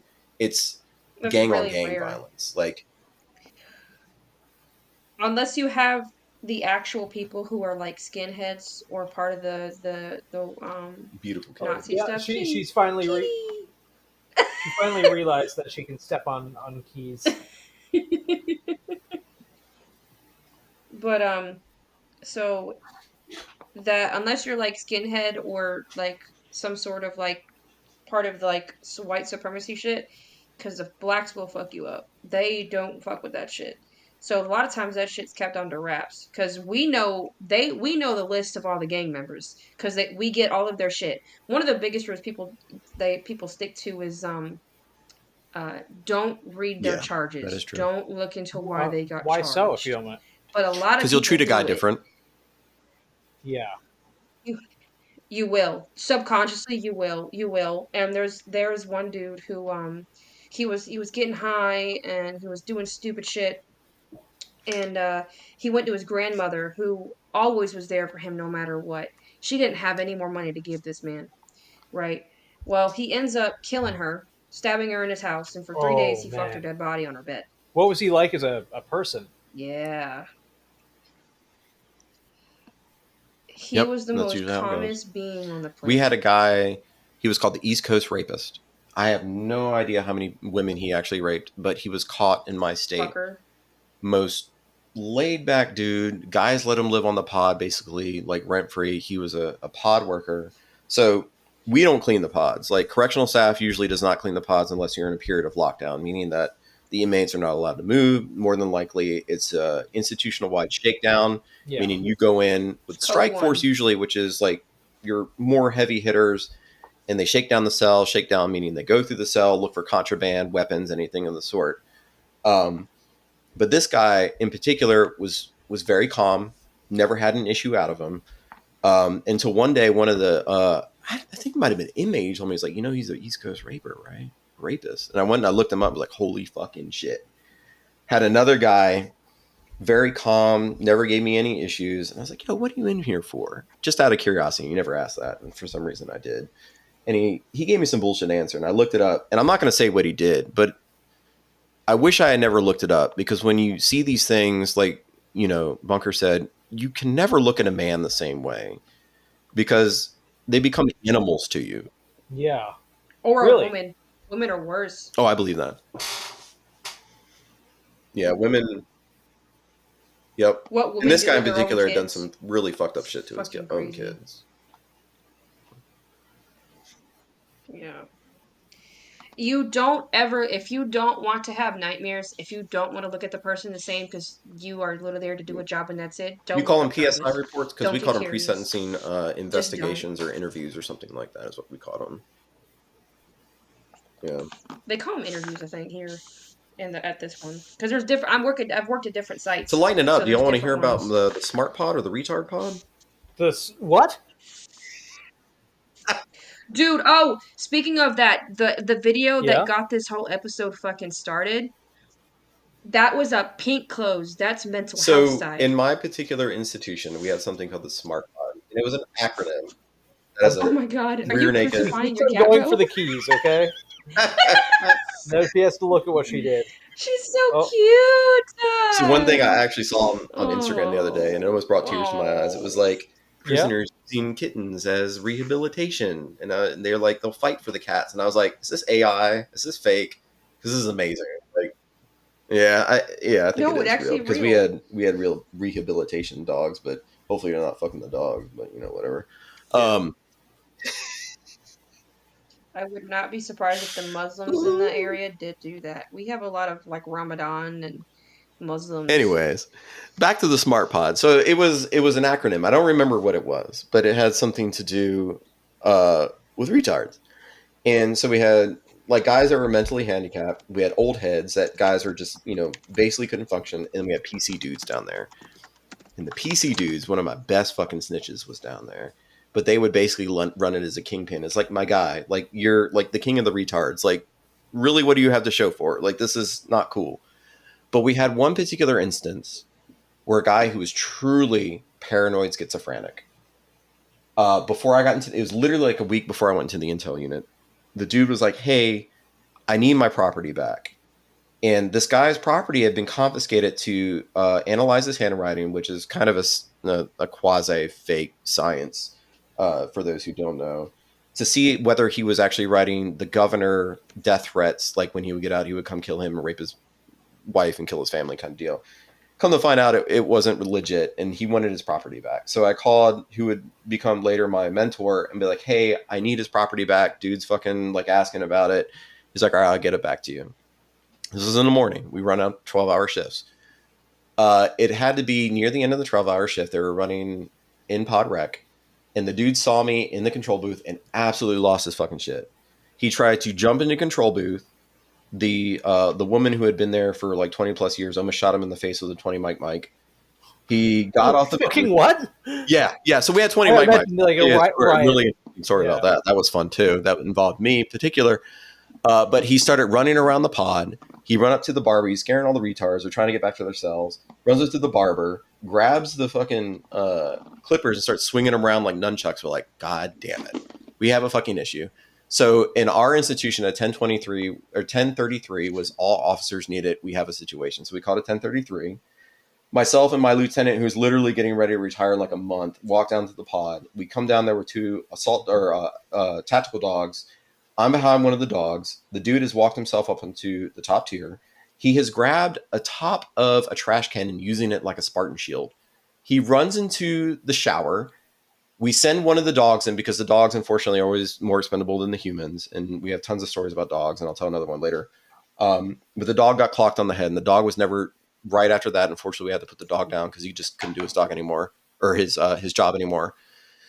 After the inmate came out, he goes after the other officer with a dog, and this other officer had had his dog almost choked out a week before. He grabs the dog. The officer's like, stop choking my dog. Stop choking my dog. He's spraying the guy with mace. I'm trying to get to the guy. He's spraying me with mace. I jump on the guy, try and put handcuffs on him. He's finally given up. And after all this, I walk the dude back to medical.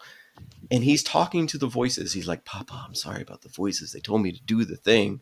I'm so sorry. And I had to sit there for an hour with this guy trying to decon him and be like, yo, bro, like, I understand you have some fucking demons. Like, this is the shit that happens in these institutions that fortunately does not happen on a daily. But again, that whole we want order kind of deal, it doesn't happen often. But when they do happen, it's kind of fucking out there. And unfortunately, on this particular pod, we had a lot of these instances simply because these dudes didn't know reality from fiction, and that was probably one of the worst ones. We also have one guy. His name was well, I'm not gonna say his name, but he would just sit there butt ass naked. And every time you do a fucking count, he'd just be like, "Hey, what's up?" He'd wave naked as a jaybird, and be like, "Yeah, I'm here. I'm here." Kind of how he talks. Sorry, tangent. No, you're fine. Sorry to the listeners because I tangents talk are a great. million miles an hour. You mentioned that you wanted to do a podcast eventually, potentially, about your experiences in prison. I think it'd be pretty popular, actually. These are fun. No, yeah. My whole thing was I really wanted to bring on people I used to work with, and maybe even like inmates or parolees. Yeah. Former inmates. I don't want to have them call me, or me have to call them inside. But just get stories. I think it'd be fun. I think so. Yeah. I want if I was to do a podcast, I'd do that same thing, just talk about things. Because I think the more information you put out there, the better people are under. Absolutely. Especially if it's a Understand profession things. that you want to So- go into. Yeah. Because again, a lot of it's romanticized. Information is needed, It's bro. very boring. Mhm. Speaking of I hate that which, it's what got you romanticized. guys into law enforcement anyway? Well, not law enforcement, like corrections.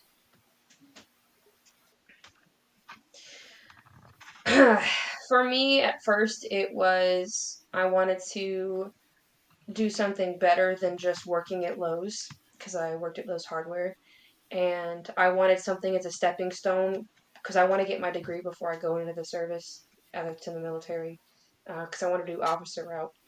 So I wanted to do something that could pay for my schooling, and I'd still be able to do something with the degree that I'm getting. For me, I went to a 4-year college. I got a degree in criminal justice. Applied to a bunch of police departments and correctional facilities. And the first place that picked me up was this particular facility. And I should have known there was something wrong when the first question I was asked was like, how well can you talk to people? Because I thought it was going to be like, how well can you like handle stress and physically restrain people? But at this particular time when I applied, they were pushing something called EBP, or evidence-based practices, which is more like how much can you talk a man out of his crazy streams rather than like corporal punishment, which, you know, both have their merits in my opinion. And again, that's just one man's opinion. But in my whole time there, yes, I put my hands on people, but I never got into an actual like fist fight. Most of the time I was able to talk somebody through a situation.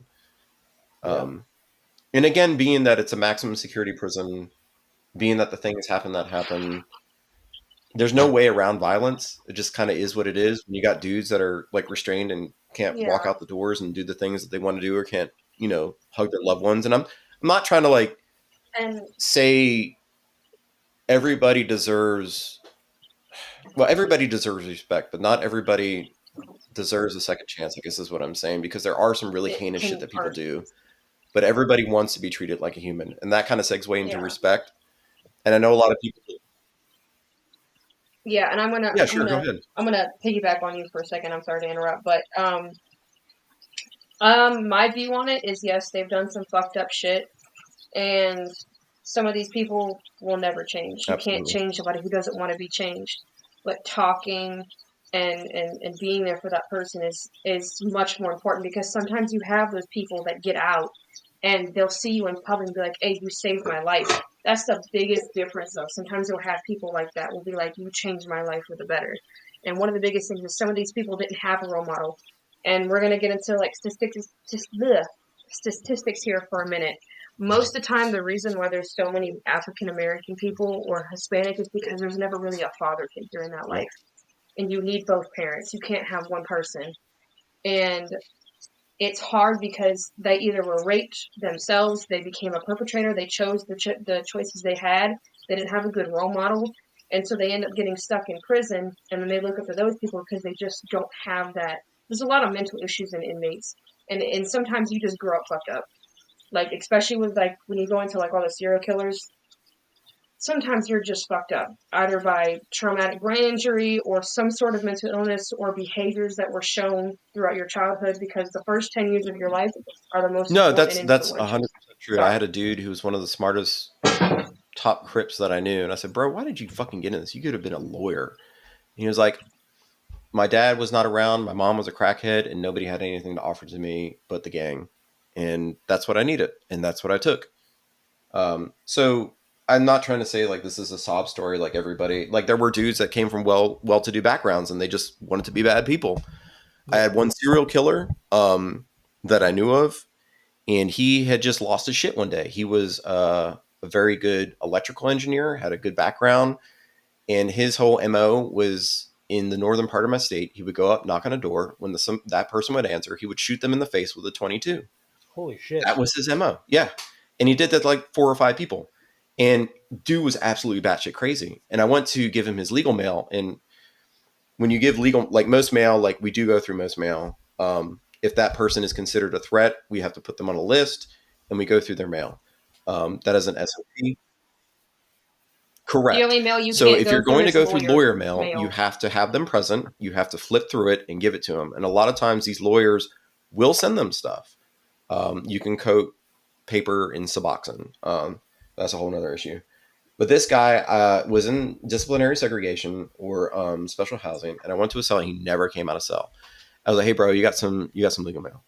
He comes to the thing. He used to carve pentagrams in his cell door. It was acrylic, and he put LGBTQ in it. And he was just like, LGBTQ, and just punched the fucking thing. And I was like, "You got some mail?" And he was like, LGBTQ, punched the thing. And for some reason, I got mad. And in my 8.5 years that I worked in corrections, I never lost my temper, other than maybe one other time. But that's, whatever. And I was like, bro, what the fuck? This is your fucking limo. What the fuck are you talking about? And he was like, LGBTQ. Just punched the thing. I never understood what he was trying to get at. I think maybe he thought it was a cult. I don't know. But it was just one of those funny things where you have these interactions with dudes that are extremely fucking dangerous, and yet it's comical at the same time. I guess is what I'm getting at. It is very comical because it's like the stupidest little things you'd think that wouldn't piss you the fuck off, but they do.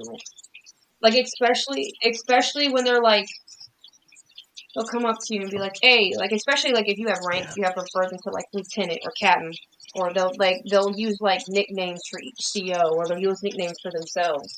It's like the stupidest little fucking. Yeah, I got things to the point piss you where the fuck off. if they're like Fucking CO idiots. and they didn't call me by like LT, I just walked by. I didn't give a fuck. It was the best way to just kind of like ignore a whole situation. Was it right? Probably not. But did it make me feel good? Yeah. Sorry, Nathan. If you got questions, please ask. No, you're more than okay. I want to know what else is on your list, and I also want to know, like, it's kind of come up a little bit in terms of you guys mentioned like it's all for profit. It's all for profit. Yes. Everything's about how to save as much money as possible at the behest of people. You can't have cigarettes anymore. Yeah. So the state of North Carolina makes about $2,000 or more on empty rooms alone. Wait. in prison. Really? Even if they're not. How does that work? Yes. The state gets funding. So you have certain prisons. you're I'm okay. sorry, I'm being a good wife and doing dishes. Hard to find good dishwashers these days. I Being a understand. woman. I've been cleaning a bull carrier group. Yeah, I know, right? But you have accreditations. So there's certain accreditations. It's ACA accreditation, meaning are you giving like a healthy environment for inmates to live? Are you is it up to code for health wise? Are the fire doors cleaned? Are the So exit doors painted I and hate to clean? interrupt, Like but the there's a funny thing bunch at of my like prison, we little. always pass ACA. We always pass with like a 97 or 98. The one thing that we always failed on was cell size. Literally one thing we could not change, because I think they're like 8x6 cells, which are very small Mm-hmm. for two guys. But I'm sorry. Go ahead. Yeah, Yeah, it's pretty that's shit. tiny as fuck. No, a lot of times the prison I've worked at, so the two prisons I have worked at, that are not like pod sized or pod based, because you have different prisons. You have the minimum security, which is just a giant fucking room with bunk beds. That's literally how they live. They live in one giant fucking room with bunk beds. Then you have certain prisons who are pods, like cells. And some of these cells are maximum, so they're only one person per cell, or they're two people per cell. It's just And dependent on what level of security or imagine what waking up every category that morning and prison having to take a stands in. shit in an 8x6 cell with another man right next to you. I'm just saying. Like, I'd rather fucking die. So, Yeah. And so with ACA accreditation, they have to meet a certain code and follow certain things to be able to get money. That money is then put into upkeep or other shit into the prison. It never was. Never has been. Never will. That's why a lot of the like head dudes a lot of times money laundering happens in fucking yeah, and prison if you're one of the systems. good people who does the thing that you're supposed to do, you get fucking handed disciplinary. Kind of what happened to me. You get set up. You get set up a lot. So there's ways to go about like one of the biggest Yeah. things is reverse psychology. Pretending like you're in, pretending like you're like, oh no, I'm cool, man. I ain't worried about it. Then you can go to the right person, trust the right person, and get taken care of. But it's all about how you talk, how you play, how you act, who you're friends with, stuff like that. Because I'm in kudos with one of the captains at my facility and the other facility that I've worked at, and definitely gotten some in tea So, stories from like what goes on inside, who's dirty. Keep an eye out for this person because I'm the most so trusted that's the one. other thing too. I'll Because I kind of do segue my into job. that. From day one, these guys are watching you. They see what you do. They see how you act. They see if you're different from day to day. Sorry, BR. We're restarting without the pan sound. If you want to restart that thought, Yeah. it's okay. So again, You're a woman. You're naturally drawn to doing dishes. I understand. hell yeah. And laundry, man. I have to hang laundry in Japan because there's no dryers. It's great. I get to Hell live yeah. out my housemaiden You're days, turned into bro. Inky. Okay. So like again, just Okay. getting back to it. When you first walk into that facility, guys are watching you. They're watching how you act. They're watching how you differ. They're watching how you carry yourself. So if you act day in, day out the same every single day. So if you're going to be a hard ass every single day. If you're going to hold dudes accountable, do it every single day. If you're going to be fucking lax, give dudes extra tray, do it every single day. Because as soon as you deviate from that, they've got you. I'm not trying to like hype myself up, but when I came in, my whole thing was a dude will get what he's supposed to get and nothing more. And I held true to that forever. But I always talk to guys with respect. They're humans. I'm humans. I want to be treated like a man. They want to be treated like a man. So talk to them with respect. But you tell them your guidelines. And if they deviate from the guidelines, you hold them responsible. So from day one till the very last day I left, I was always the same way. Nothing extra, what you were supposed to get. And a lot of times, again, you will have problems from guys when they do not get what they're supposed to get. So in my state, the eastern end of the state where I worked was considered very dysfunctional. They would not get what they were supposed to get. Timelines were not adhered to, blah, blah, blah. So again, the most brutal prisons, well, I say brutal, but the most like where you might get your ass beat. If you went out west, that's what it was going to be. But dudes are like, look, I don't mind going out west. One, because I know what I'm gonna get what I'm supposed to get every single day without fail. And again, it all comes down to just that whole continuity of day in, day out. That's all they want. And as soon as you deviate again against that, again, you're gonna have problems. But again, just carry your, if this is a profession you want to go into, I don't know why you would, but if you want to go into this and you want to excel at it, be the same thing you're going to be day in, day out. Again, respect does not mean you cave into their wants. It just means that you give them what they need. And you treat them with respect, because respect earned is respect given. Yeah. That doesn't mean bend over backwards. Don't give them everything they want. Just tell them, hey man, I'm not going to give you extra salt packets today. All right, cool, whatever. I'll get it from the next guy. Yeah. Fucking roll with it. That's just kind of how it is. I would want to know, have you ever had to fight with bureaucracy?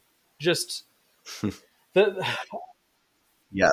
both of you, the face that you 100 made. fucking percent, dude. 100%, dude. I want to know about how hard the prison system, in terms of, you know, from the top down, from the warden who doesn't like you, from anything institutional or political, how...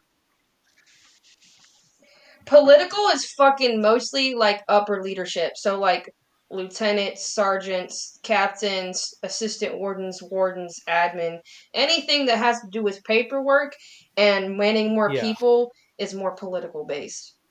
You got to do the right things. You got to say So the right things. I all went this other through, shit. I think, 5 different wardens. The one warden that hired me into my position, he was an excellent warden. He had my back 100%. As an institutional investigator, he had to pull in the major, who was the chief of security, all our housing unit managers. So housing unit managers are like mini wardens for each housing unit. And then the assistant warden. And he said, look, this guy works for me. He does not report to you. He does not tell you anything. He reports directly for me. Cool. Fuck it. That's awesome. Bro, I got your back. He did not want to know anything until it happened. There were literally hours before I did some sort of op that I told the dude. And he was like, cool, I trust you. So when he left, I got another warden. That warden had been burnt by another institutional investigator. And I heard some shit from inmates that ended up being pretty true. And I'm not going to go into all that, that he was pretty corrupt. And I did some things where I did not tell him. And I told certain people that I trusted. And when it got back to him, he's like, look, you got to tell me shit. And I was like, all right, whatever. Cool, we'll move with it. And he's like, and I want you to tell the assistant warden. And I was like, but he has fucking loose lips. And loose lips sink ships. And he's like, I don't give a fuck. You tell him. All right, cool. So I went back and I told my whole group, I said, look, this is what we need to do moving forward. I had one hothead of an officer. I loved him to death. He was a really cool guy. And I would even call him a friend. But he was like, yo, fuck that. And we had cameras everywhere. Even the body scanner was in our intel unit. And he saw him come down the hallway. He's like, I'm going to call him in here. I said, don't fucking do it. Called him in there. He said, look, sir, respectfully, like, I think that's bullshit. This is not what we do. This is how it's always been. And he said, fuck that. He walked out, slammed the door, punched the fucking wall. And he said, you get in here right fucking now. Me and the other officer. All this shit basically came down to me getting busted back in uniform because Intel was plain clothes. And that's kind of what helped me propel me into my way out the unit. Now, they did put me on death row, which was a really cushy position because they needed a lieutenant down there to run things and kind of straighten some things out, which was cool because the guys on death row knew me and they were willing to work with me. But again, it kind of came back into the whole thing when death row inmates was like, yo, bro, like, I know you don't trust me. I know you're not supposed to listen to what we say, but I think you're getting set. And I was like, bro, I think you're right. So that's kind of what pushed me out of it. But long story short, yes, it is all politics. It's all who you kiss ass to. It's all who likes what you do, the optics, all that bullshit. And there's other things too. Again, with Priya, there was a guy who said he had a finger stuck up his ass. It's like, fuck. So I had to send him to our local trauma unit, and come to find out there was some trauma to his nutsack, which came back and made the warden look bad, even though that's what he wasn't complaining about. So that was a whole another thing that made him look bad. And that was another reason that kind of was like an X on my record. So, but there really wasn't anything he could do because I did everything right. So I was still a lieutenant at the end of the day. He just put me back in fucking uniform. So. Sorry, I'm just watching Bunker there walk all around this small Japanese, like, high efficiency unit. Oh my and God. I'm vacuuming wafer every thin wall. stereotype. I'm holding a laptop. We don't have women very often on the Art and War, not by design or anything, but when they do, they really fucking doing womanly duties. Hell yeah. Keep the patriarch alive. Well, You know, he did ask, I, so I gotta be a wife now. I'm curious as to some of the other bullet points that you have that you showed us at the beginning. All right, let's go here. Let's see Yes, what we let's got. just fucking do it. I think Let's jump right so. in. We'll start at the Let's top. I go on got an poop stories. We're good at adventure. that. Understand, Yes. respect, how it's gained and maintained. We did that. Cell phones and butts. We're good with that. Gangs. We're going to talk through that. Smart Pod and Retard Spartan went through that. Intel stories. So this is one that I didn't touch on. So before I went into Intel, I was an acting investigator or whatever, main investigator. So the first thing that I was allowed to do before I took over for my prior lieutenant, he's like, I'm going to let you choose an intel officer because you need another intel officer. I had one person in particular, and I was like, okay, I'm going to pull her in. I've never heard anything bad. She does her job. Boom. Pulled her in. He left. I'm in the acting intel investigator position, and we had another issue with a cell phone. We went to the cell. We shook it down. We found the cell phone. And we took the guy to intel or to medical, because anytime you had to check a guy in, you had to take him to medical to check him out before you go and take him to the hole. And this guy pulled the gang investigator I had talked on previously, lost his temper. And he said, look, he gave him a little bit of information. So we're like, all right, cool. We got another cell phone. We'll go to the pod. We'll shake it down. We'll find the cell phone. So we go there, and I'm up there with my buddy whom I trust. And he looks at me and he's like, yo, she's dirty. I'm like, what the fuck do you mean? He's like, her down there, the one who's been working on us was 6 months, is dirty. I was like, fuck me. So this turned into a 3-month-long investigation where I got up with the law enforcement officer, the agent who I told you about earlier, who's actually law enforcement within the DOC that I work in. And come to find out, she had been talking to a probationer. So for those who don't know, in the Department of Corrections, whether you are an incarcerated inmate or you're a probationer, if you interact with that person as a DOC employee, that's considered fraternization. So fraternization is anything like a friendly relationship. You're bringing them anything, you're fucking them, whatever. So we did a lot of digging. We found out that she had been talking to an inmate on the Go Home pod, which was our 1 Alpha. She was asking a bunch of questions. She had actually picked him up from his place of employment on the outside, took him back to his house, and talked to him. Now, in my mind, that sounds like a sexual relationship. But we never had anything that would say it was a sexual relationship. We actually had her on the phone, or we didn't have her on the phone. We had him on the phone talking to another inmate saying, hey, I got me one. I got me one on the inside, like inside. And again, we can listen to anything they're saying on the phone if we want. And we interviewed him on the outside. He admitted to it. So they didn't have a sexual relationship. And then we pulled her in. That was hard for me. And she admitted to it. It was hard for the guy I was working with because he had, I think he had Little League coached her brother. So this was like a really fucking like intense emotional thing for all of us. And I had to fire her, someone who was working under me, who I trusted. And that gave me a lot of respect, but it also hurt really bad too. Like it was a very like emotional thing for me. So that was one of the hardest things I had ever had to do within the prison.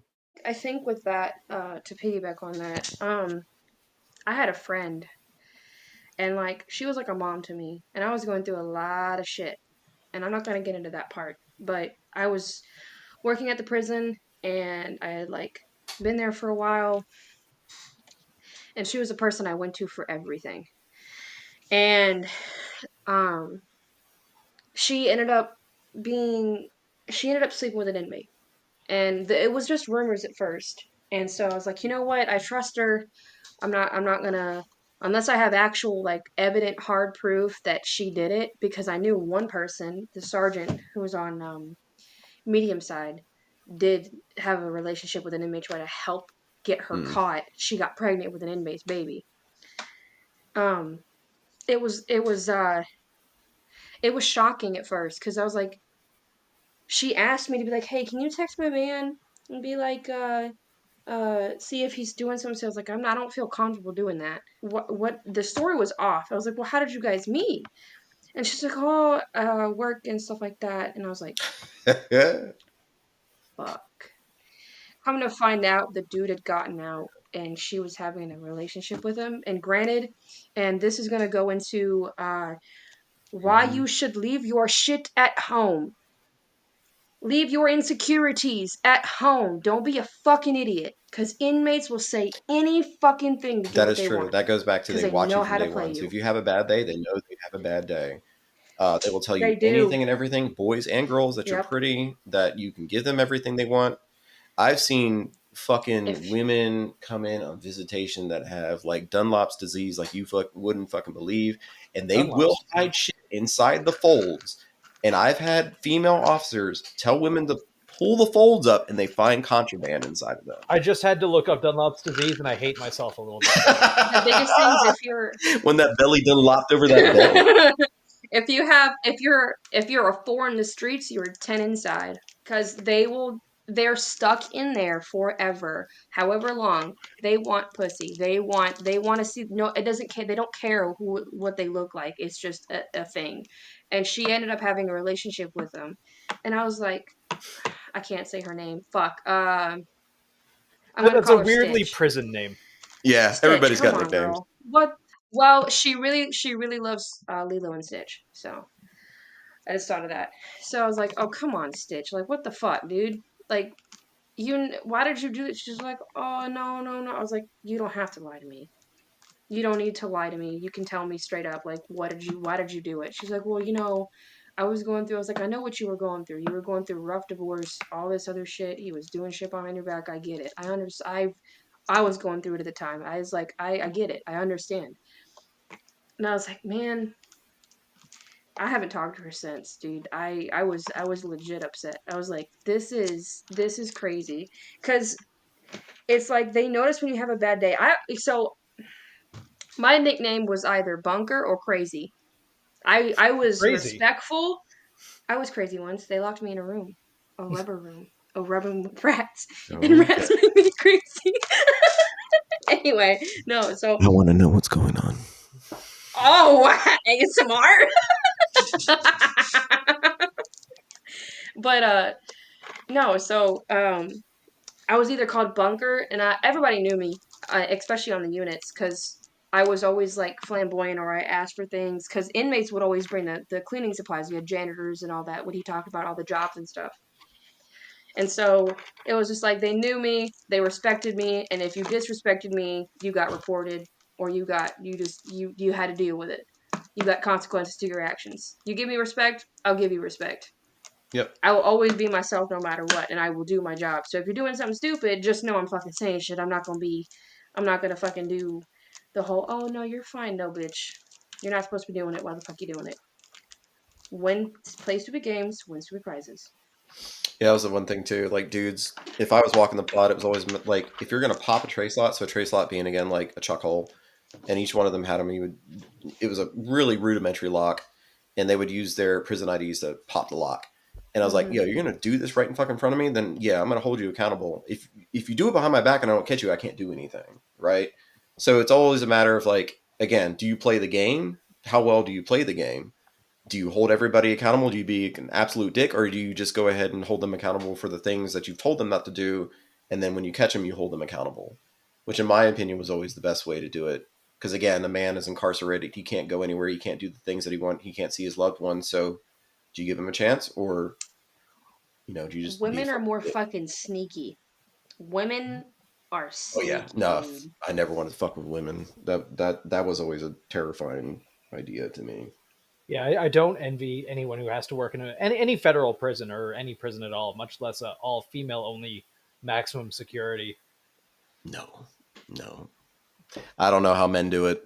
We had one major who actually ended up getting incarcerated because he did fuck a female inmate and got her pregnant. So he ended up inside of a prison himself. Is We that have a a lot of common thing, women. like female inmates getting pregnant? Fuck yeah, it's a sexually charged environment, dude. Even DAC fuck DAC. It's crazy.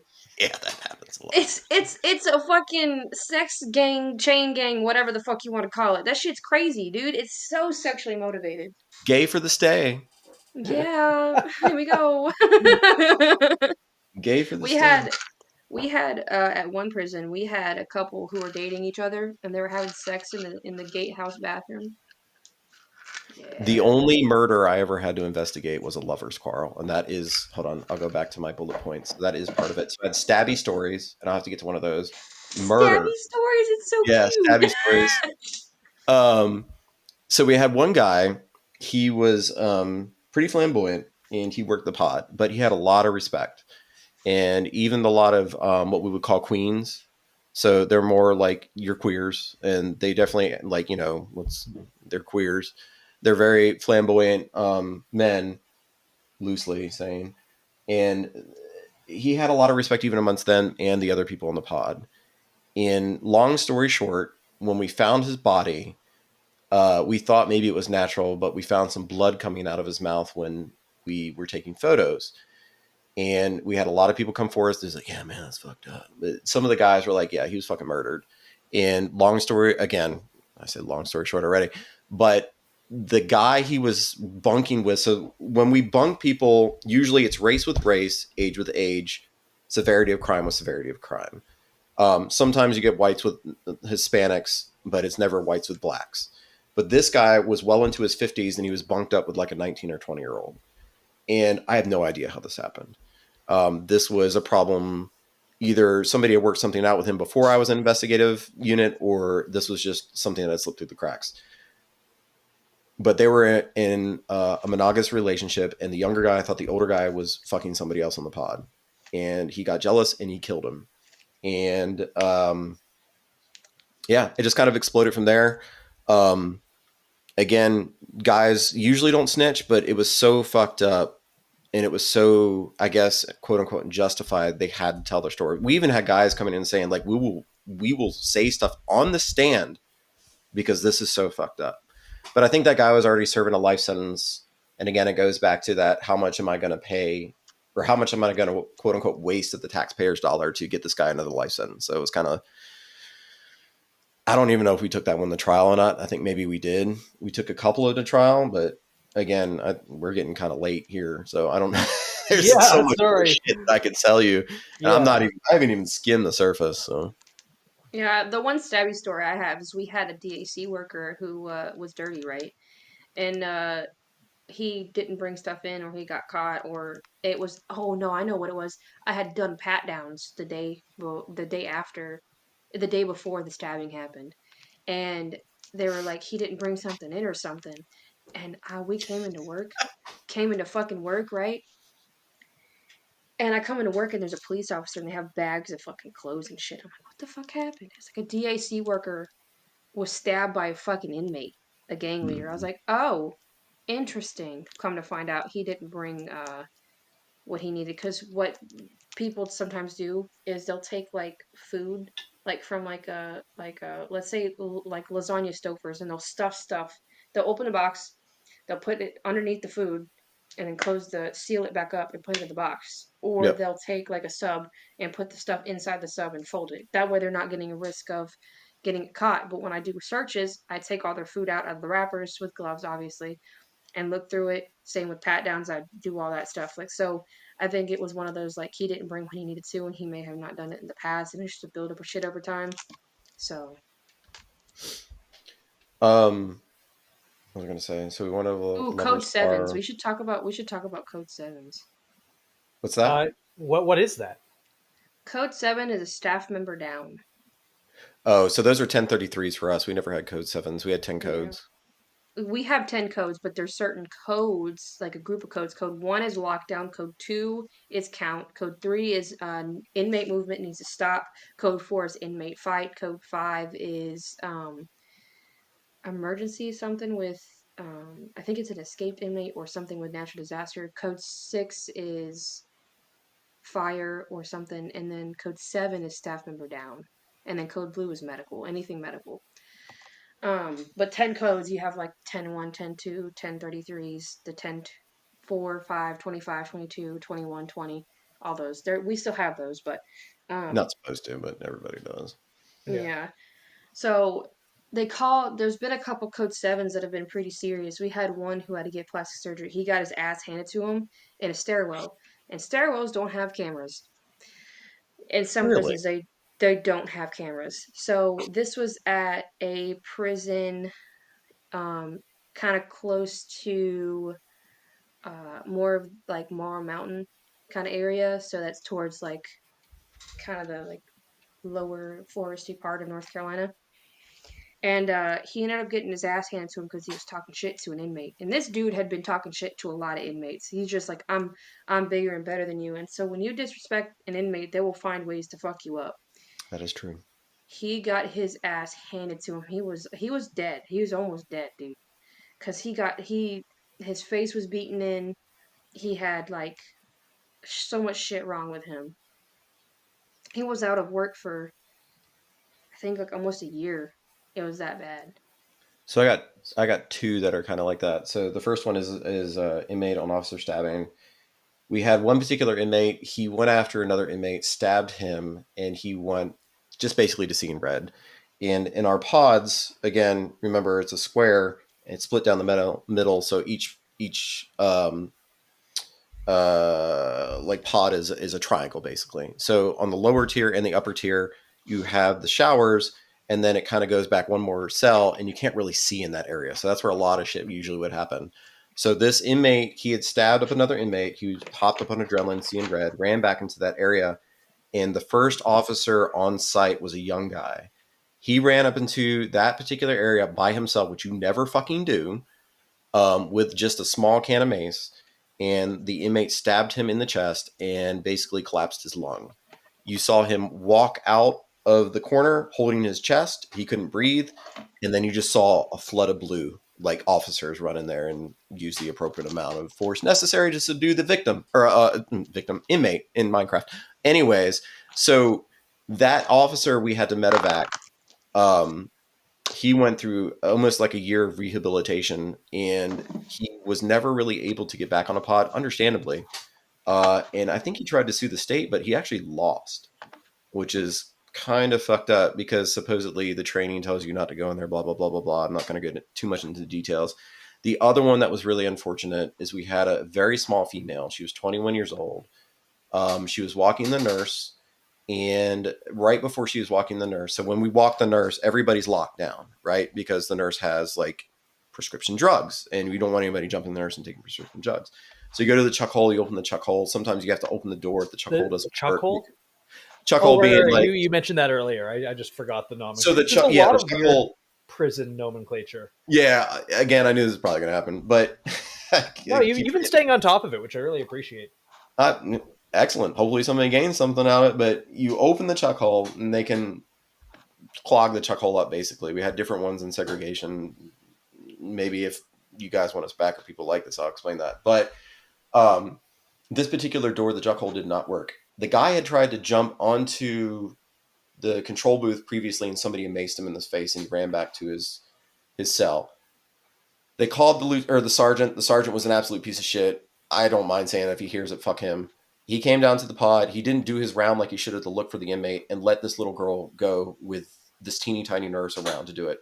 When they got to this inmate's cell, of course, his chuck hole was jammed, so they opened the door. He comes out, cold cocks her, knocks her to the floor. He's a small guy too, but he's definitely stronger than this girl. Proceeds to get on top of her and just ground pounds her. Stands up and kicks her in the ribs 3 or 4 times. Then runs into the cell. By this point, the control booth officer grabbed the 40 mic, shot the round. He scrambled back into a cell. He comes out of the cell, runs into the shower, and everything just kind of unfolds from there. I was called, I think it was like 2:30 in the morning to come down there and like do the interviews and everything. I remember talking to my warden. I'd be like, Mr. Blah, blah, blah, did you see the inmate? He's like, God damn, I saw that fucking inmate. He got what he goddamn deserved. And just kind of kept on walking. I was like, cool, that's all I need to fucking know. But that poor girl, seeing the pictures of her, she was bruised and battered beyond like recognition. And we did take that one to court. The guy was already serving a life sentence. But my whole thing was like, look, we got to try this motherfucker. Because if somehow he appeals his life sentence, he's going to have this on his record. And if he doesn't have it on his record, he's just going to walk. So we tried to actually try it as a capital case. Because if you, in the state that I worked in, if you prevented a state employee from discharging their duties, especially law enforcement, that was considered a capital case. And we had a couple of guys on death row that were there for that specific reason. Unfortunately, it was not tried as that, but we took it to court. And I remember when we finally showed the pictures to the judge, he was kind of the whole time like, I'm fucking wasting my time. And then he saw it and his face just went, he was like, basically, fuck this guy. We're going to give him what we can. We only got him 10 years. Well, it was more than that, reduced to 10 years, but I was fine with 10 years. But that poor girl, she was never the same after. She wouldn't talk to us. She wouldn't interview with us. She did not go to court. I have no idea what she's doing now, but I mean, I hope she's doing the best. But it's just, those are some of the worst ones I ever saw.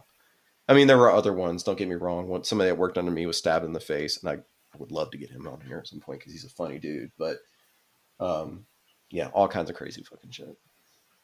That's just officers, not even inmates. I got more crazy shit than inmates. God, that that got dark. That's okay. Yeah. Yeah, it's funny till it's not, and it's something that like it's sad in the moment, but then like it's just like dark humor. You cope with that a lot. It's the only way you get through it. It Literally really the only way you is. get through it. I But hear that there's a lot always from like most dudes that work like first responder, law enforcement, military. Dark humor is kind of the coping mechanism everyone uses, I think.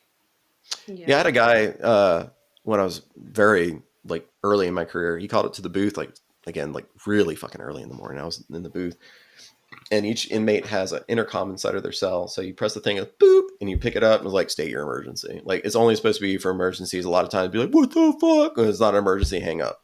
He was like, hey, my fucking cellie bit my ear off. I'm like, what? He's like, yeah, my fucking cellie bit my ear off. Cellie being their cellmate. So I open the door and I let him out to come up there, and I get my sergeant and he goes down there. So in my mind, I'm like, okay, this is really fucking weird. But more than likely, again, it was an instance of an old guy being with a young guy, which shouldn't have happened. The old guy was probably trying to take the young guy's butt. And in the heat of the moment of not trying to get his butt taken, he was probably bit the other guy's ear off. So, of course, we had to lock the one guy up. And but, to interrupt you on this part, a lot of times they won't say shit if they're assaulted. No, be like, absolutely no, not. I fell down the stairs. Because it hurts their man card. But he found his other half of his ear and brought it up to me in like a little container. He's like, you think they can sew this back on? I was like, bro, I don't fucking know. I'm not a doctor. I don't think so. But yeah, just dumb shit like that. Well, shit. I feel like I haven't really been talking as much this episode because like yeah, I'm very sorry. No. I don't mind. It's not for a bad reason. It's moreover like I'm interested, and when I'm interested, I just fucking listen. I'm like, yeah, it's weird being the person not talking. yeah, it's weird for that. Like I find that's very true in some of the more interesting and educational episodes, which this kind of is. In a weird way, it's a little snapshot into prison life. I feel like I actually learned, like I walked in not knowing basically anything that I didn't get off Oz or Breaking Bad, and even then, Breaking Bad's mostly just like that little snapshot where they kill all those dudes in the prison. Yeah. So I've only missed like 3 things in my bullet points. So if people like this shit and you ever want to, we'll do another because I like this shit. Fuck what other people like. I do this show for me. Absolutely. Yeah. But I realize I have you guys up way past your bedtimes. It is. That's fine. I'm in another country. It's 11:36 in the morning right now, dude. That explains why you're vacuuming. I'm also a night shift person, so it's nighttime there. I'm up at this time. Usually, that tracks actually. In America. Nathan, I saw you earlier with your gun, and you were like, and like dry fire. Just a little bit of dry fire. Just a little bit. Sadly, I'm in another country. You can't have weapons. But I have cool coins. Hold on. I mean, you say you can't have weapons, but what was that thing that killed Shinzo Abe again? Oh, that shit was so cool. That thing was fucking cool. Yeah. Oh, that's neat. That's pretty cool. The challenge coins that he's got. So even the samurai swords there, the new ones they make are like extremely regulated from my understanding. Yeah, I think yes, but they're fucking expensive. Right? Yeah. And each part of the sword is like a different artisan. So the guy who makes the blade and folds the steel is completely different than the guy who makes the scabbard and makes the handle and all that. How long are you in Japan anyway, Bunker? I leave Wednesday, which is a Tuesday for y'all. but I'll be in America on Wednesday, so I'm literally chasing the sun again. The intrusive thought to just cover yourself in Yakuza tattoos. Dude,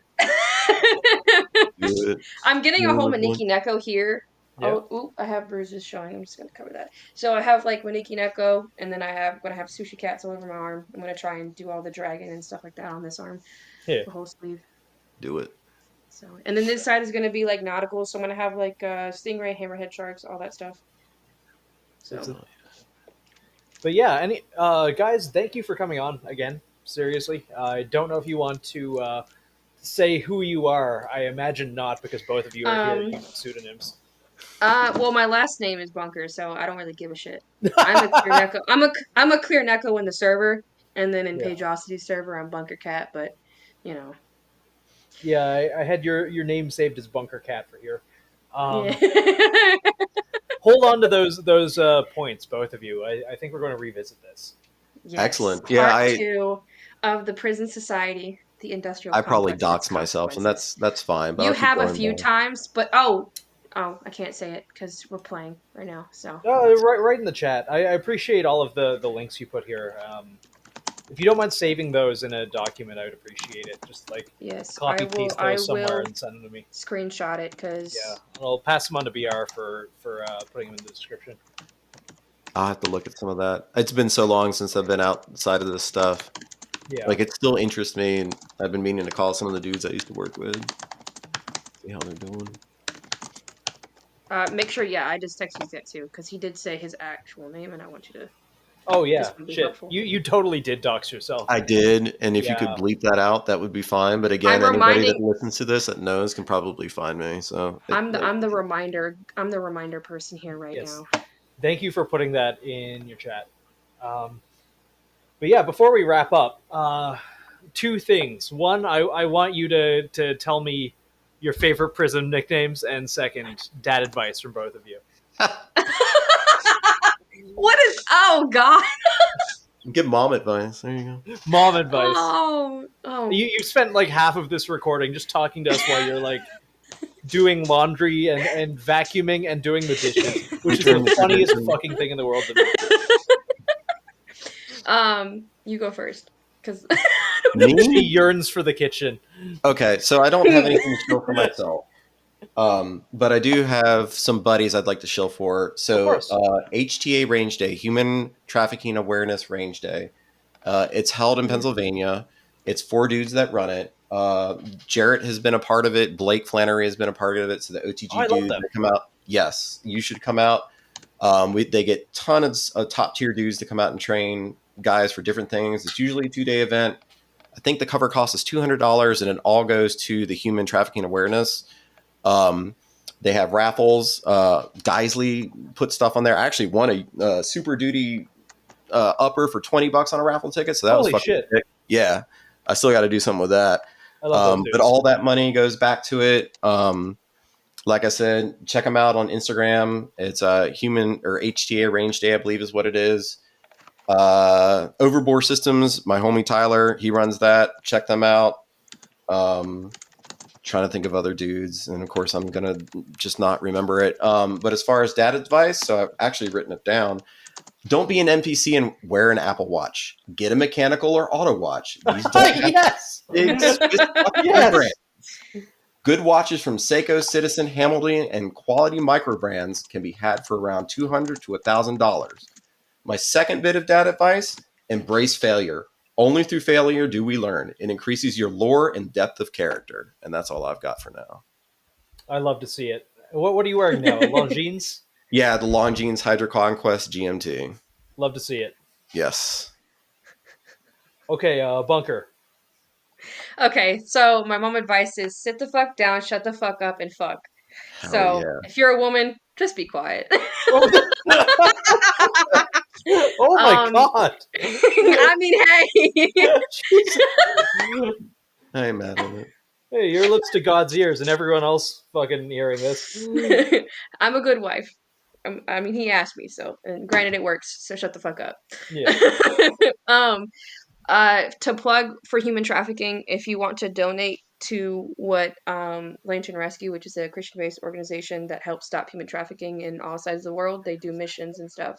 A lot of times they work with service members and military members to do something as they retire. They can go in other countries and go get these fuckers that traffic children and shit like that. But uh, I guess if you want to text me on Discord, a clear echo. I don't know. I'm a token woman, I guess, at this point. So, only one who's in the server for a long time. Yeah, I think you're the Other than only one. Paige.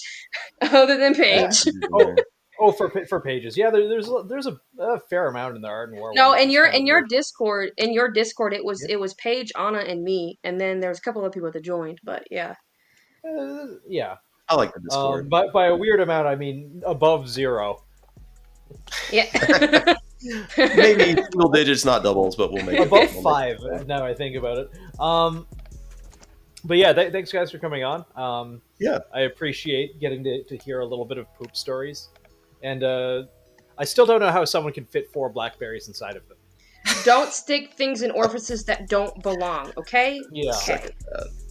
Yeah, probably don't go to prison. If you're going to go to Don't. prison, just I don't know, flee to Mexico, make them pay. BR, cut that out. Maybe we should talk about killing law enforcement. But yeah, okay, bye.